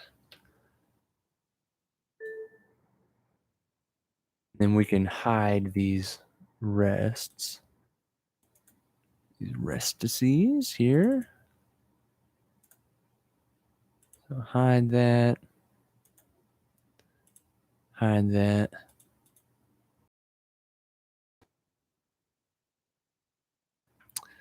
Layer 2. Hide on that. Now there's also a I can go to layer 3 here. First half note, and I think it's the stem for me. There we go.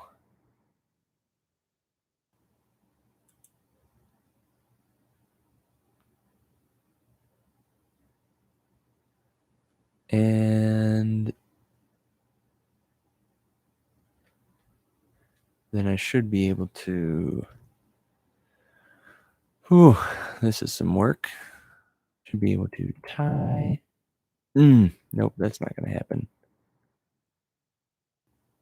I wish I could see how it looks without the faded stuff.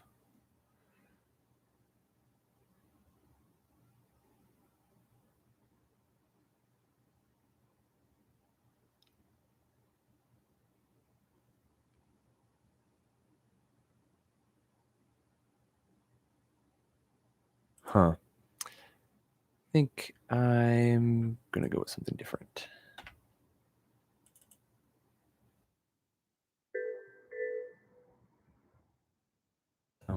I'll have those two notes. Hide over. I think I'll just pedal. I'll have the vibraphone pedal all of this. Release here though. I think this is just P. Yeah. Pedal all of this.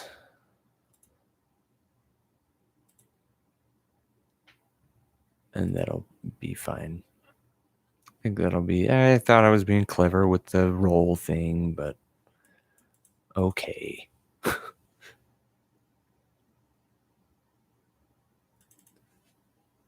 Now, somebody resolves on this? No. It's the measure before this.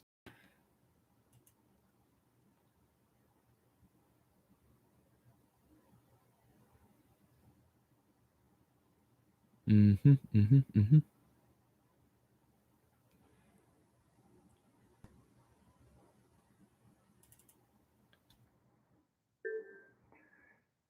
Go with that. It's not going to make too much of an impact. Because I think vibraphone's not even... Like, what volume are we here? Yeah, everything's just a mezzo forte. Oh, man, I hate clicking into the scroll. Ways a little bit. Let's see what happens here. See what Finale does with what I gave it.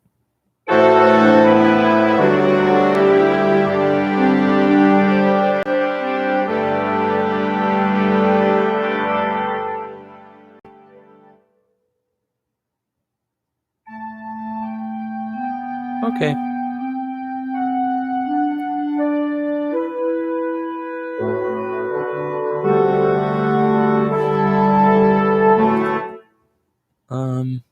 Yeah, it's fine. I'll just put a rest there. Leave it pedaled.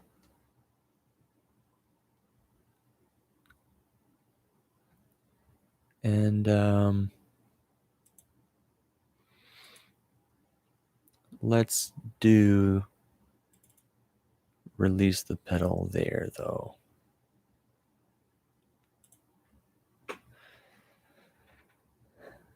And then other than that, the half notes a vibraphonist should know to...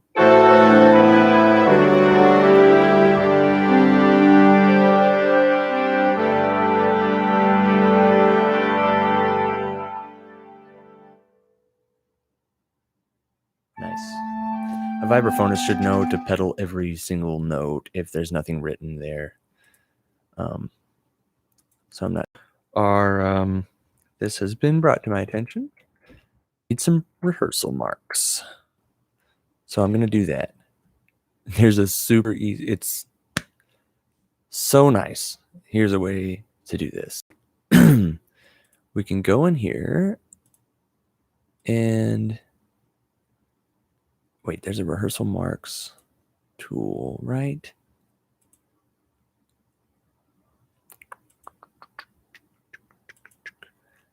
I know there's a tool for this. I can go here. Where is it? We don't want... It's not a key staff tool, right? Right. Because I go to... Oh, I can go to utilities.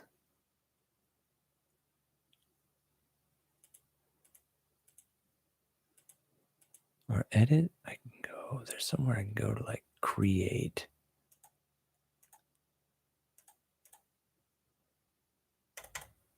Why does double clicking do that? So I should be able to go... Man, there's a tool for like create rehearsal marks.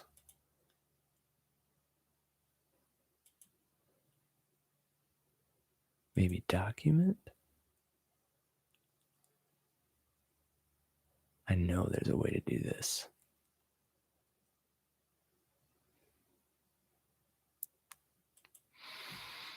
Utilities. I thought that was going to be it.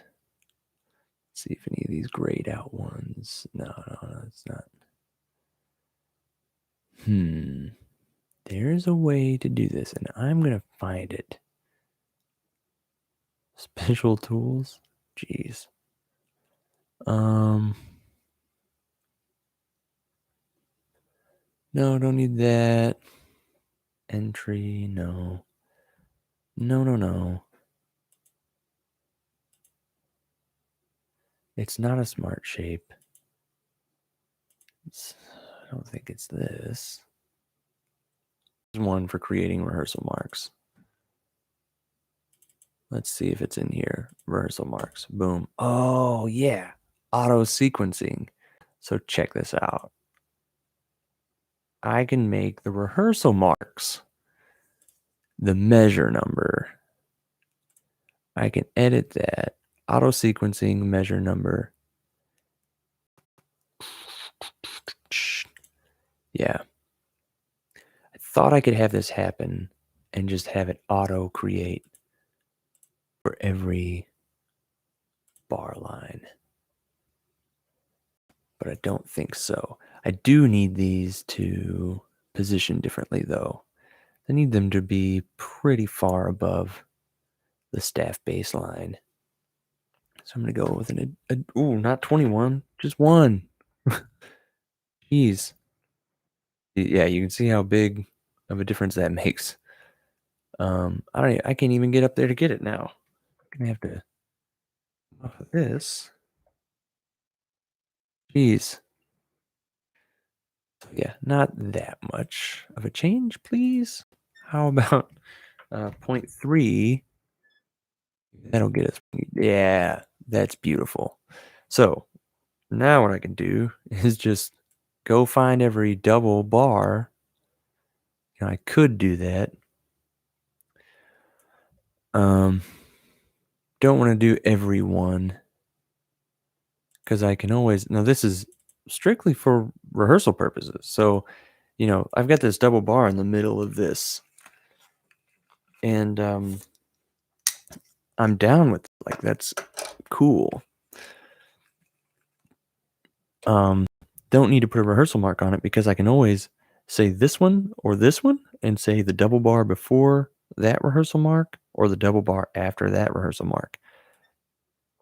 I really just have the double bar so I can show everybody here's a phrase marking and they can comfortably start there.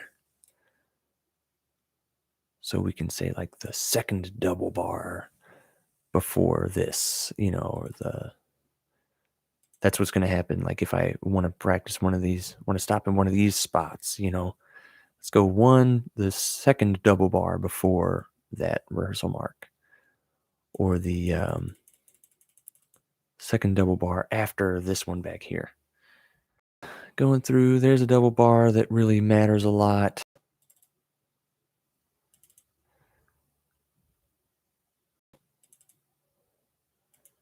I'll go, not that.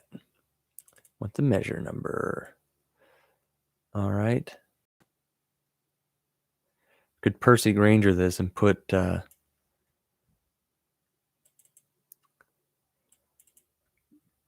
rehearsal mark every 10 bars, no matter what the phrase is or anything. He put rehearsal marks every 10 bars, just no matter what. That was it. 10 bars is what you get. So that's going to be another phrase marking. I'm going to go ahead and put one here because it's a pretty big chunk of time. And it would be a legitimate place to start. I'm going to put one here. And then, of course, we can... I need to make this bar line a double. And then I need to put a rehearsal marking. Ooh, actually, undo that. Need to make this bar line a double because that does end the phrase and then starts the vibraphone roll.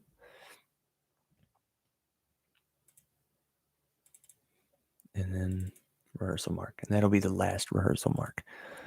Sweet. All right. That's a weird. I thought there was some issue with the font. We've got this vibraphone roll. Again, let's make sure we pedal that, please. So So we need to edit the parts here because it will move things around in the, sorry, I should edit the score because it'll move things around in the parts. Moving things around in the part won't necessarily move things around the score. That's an important distinction. So we've got that there. I would like to bring in even though first clarinet has some business going on here.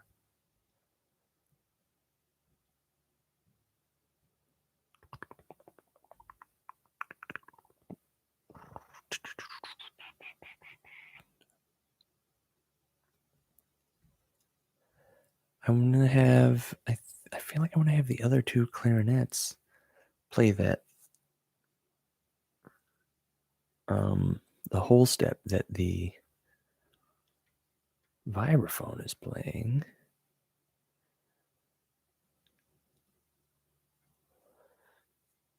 I also really probably don't need horn 2 to play until there. More little, see, you're just never done. More little edits here.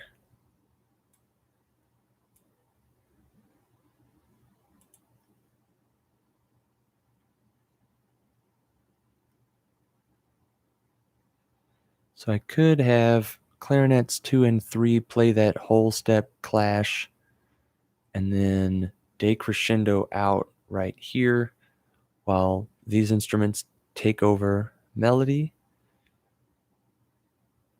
like decrescendo out with them, and then leave the vibraphone on its own. So last time that happened was the beginning. So I'm going to try to remember this position right above my Meet Now button, I guess. Go all the way back to the beginning where this happened before, and have, well, okay, never mind. I'm just going to do it on my own. I'll just write it. Because I thought there was going to be some material to like copy back there, but there wasn't. So let's,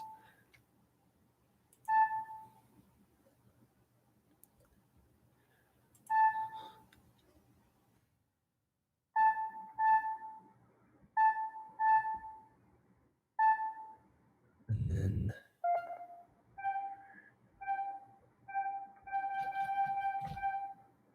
all right, let's see. We can do that. We can set them at piano, which is number 7 on the numpad. And then we can probably be running out of breath anyway. Have them trail off.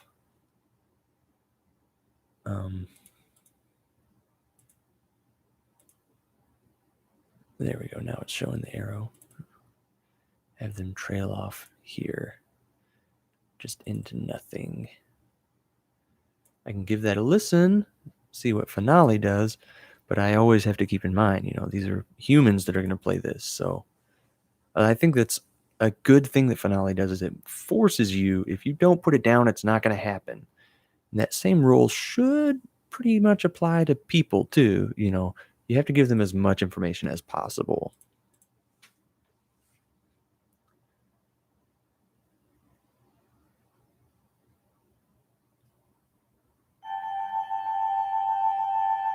Oh, that's nice.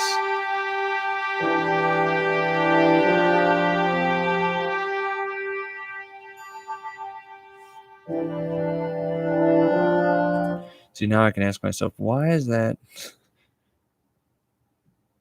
baritone so loud?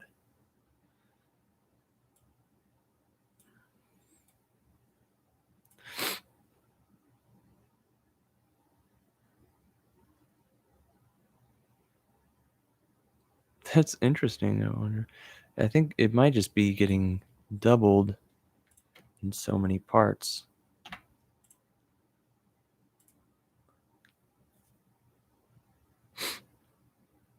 That might calm it down a bit.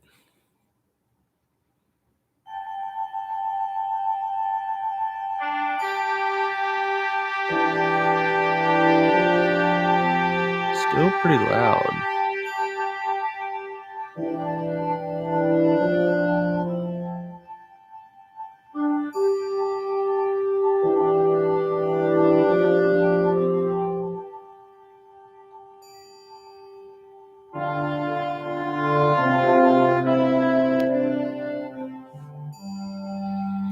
You know what? I need to stretch these two notes about another half note because we can use that downward phrase to hide their decrescendo. I think that will be a valuable change. So let's do that. Decrescendo into silence. Let's start there.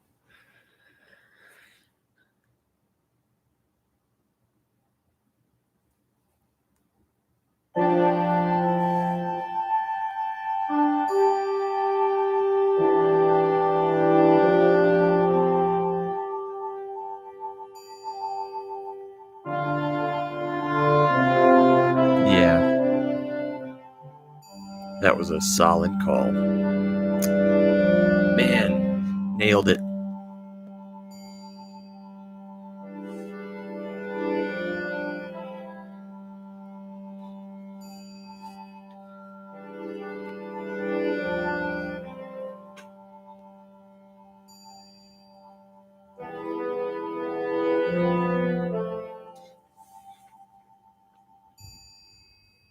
Wow.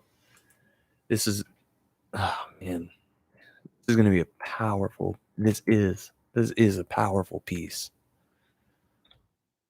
Wow.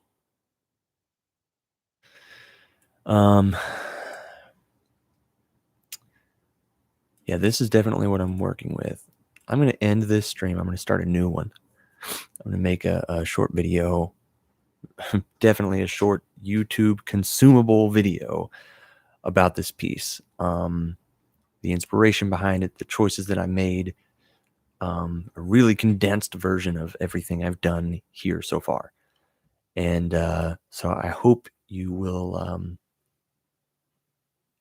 honestly, I hope you saw that first because it'll be a lot better for you to have seen that and then come here than to start with all this craziness. So sorry I went out of chronological order, I guess, is really what I want to say.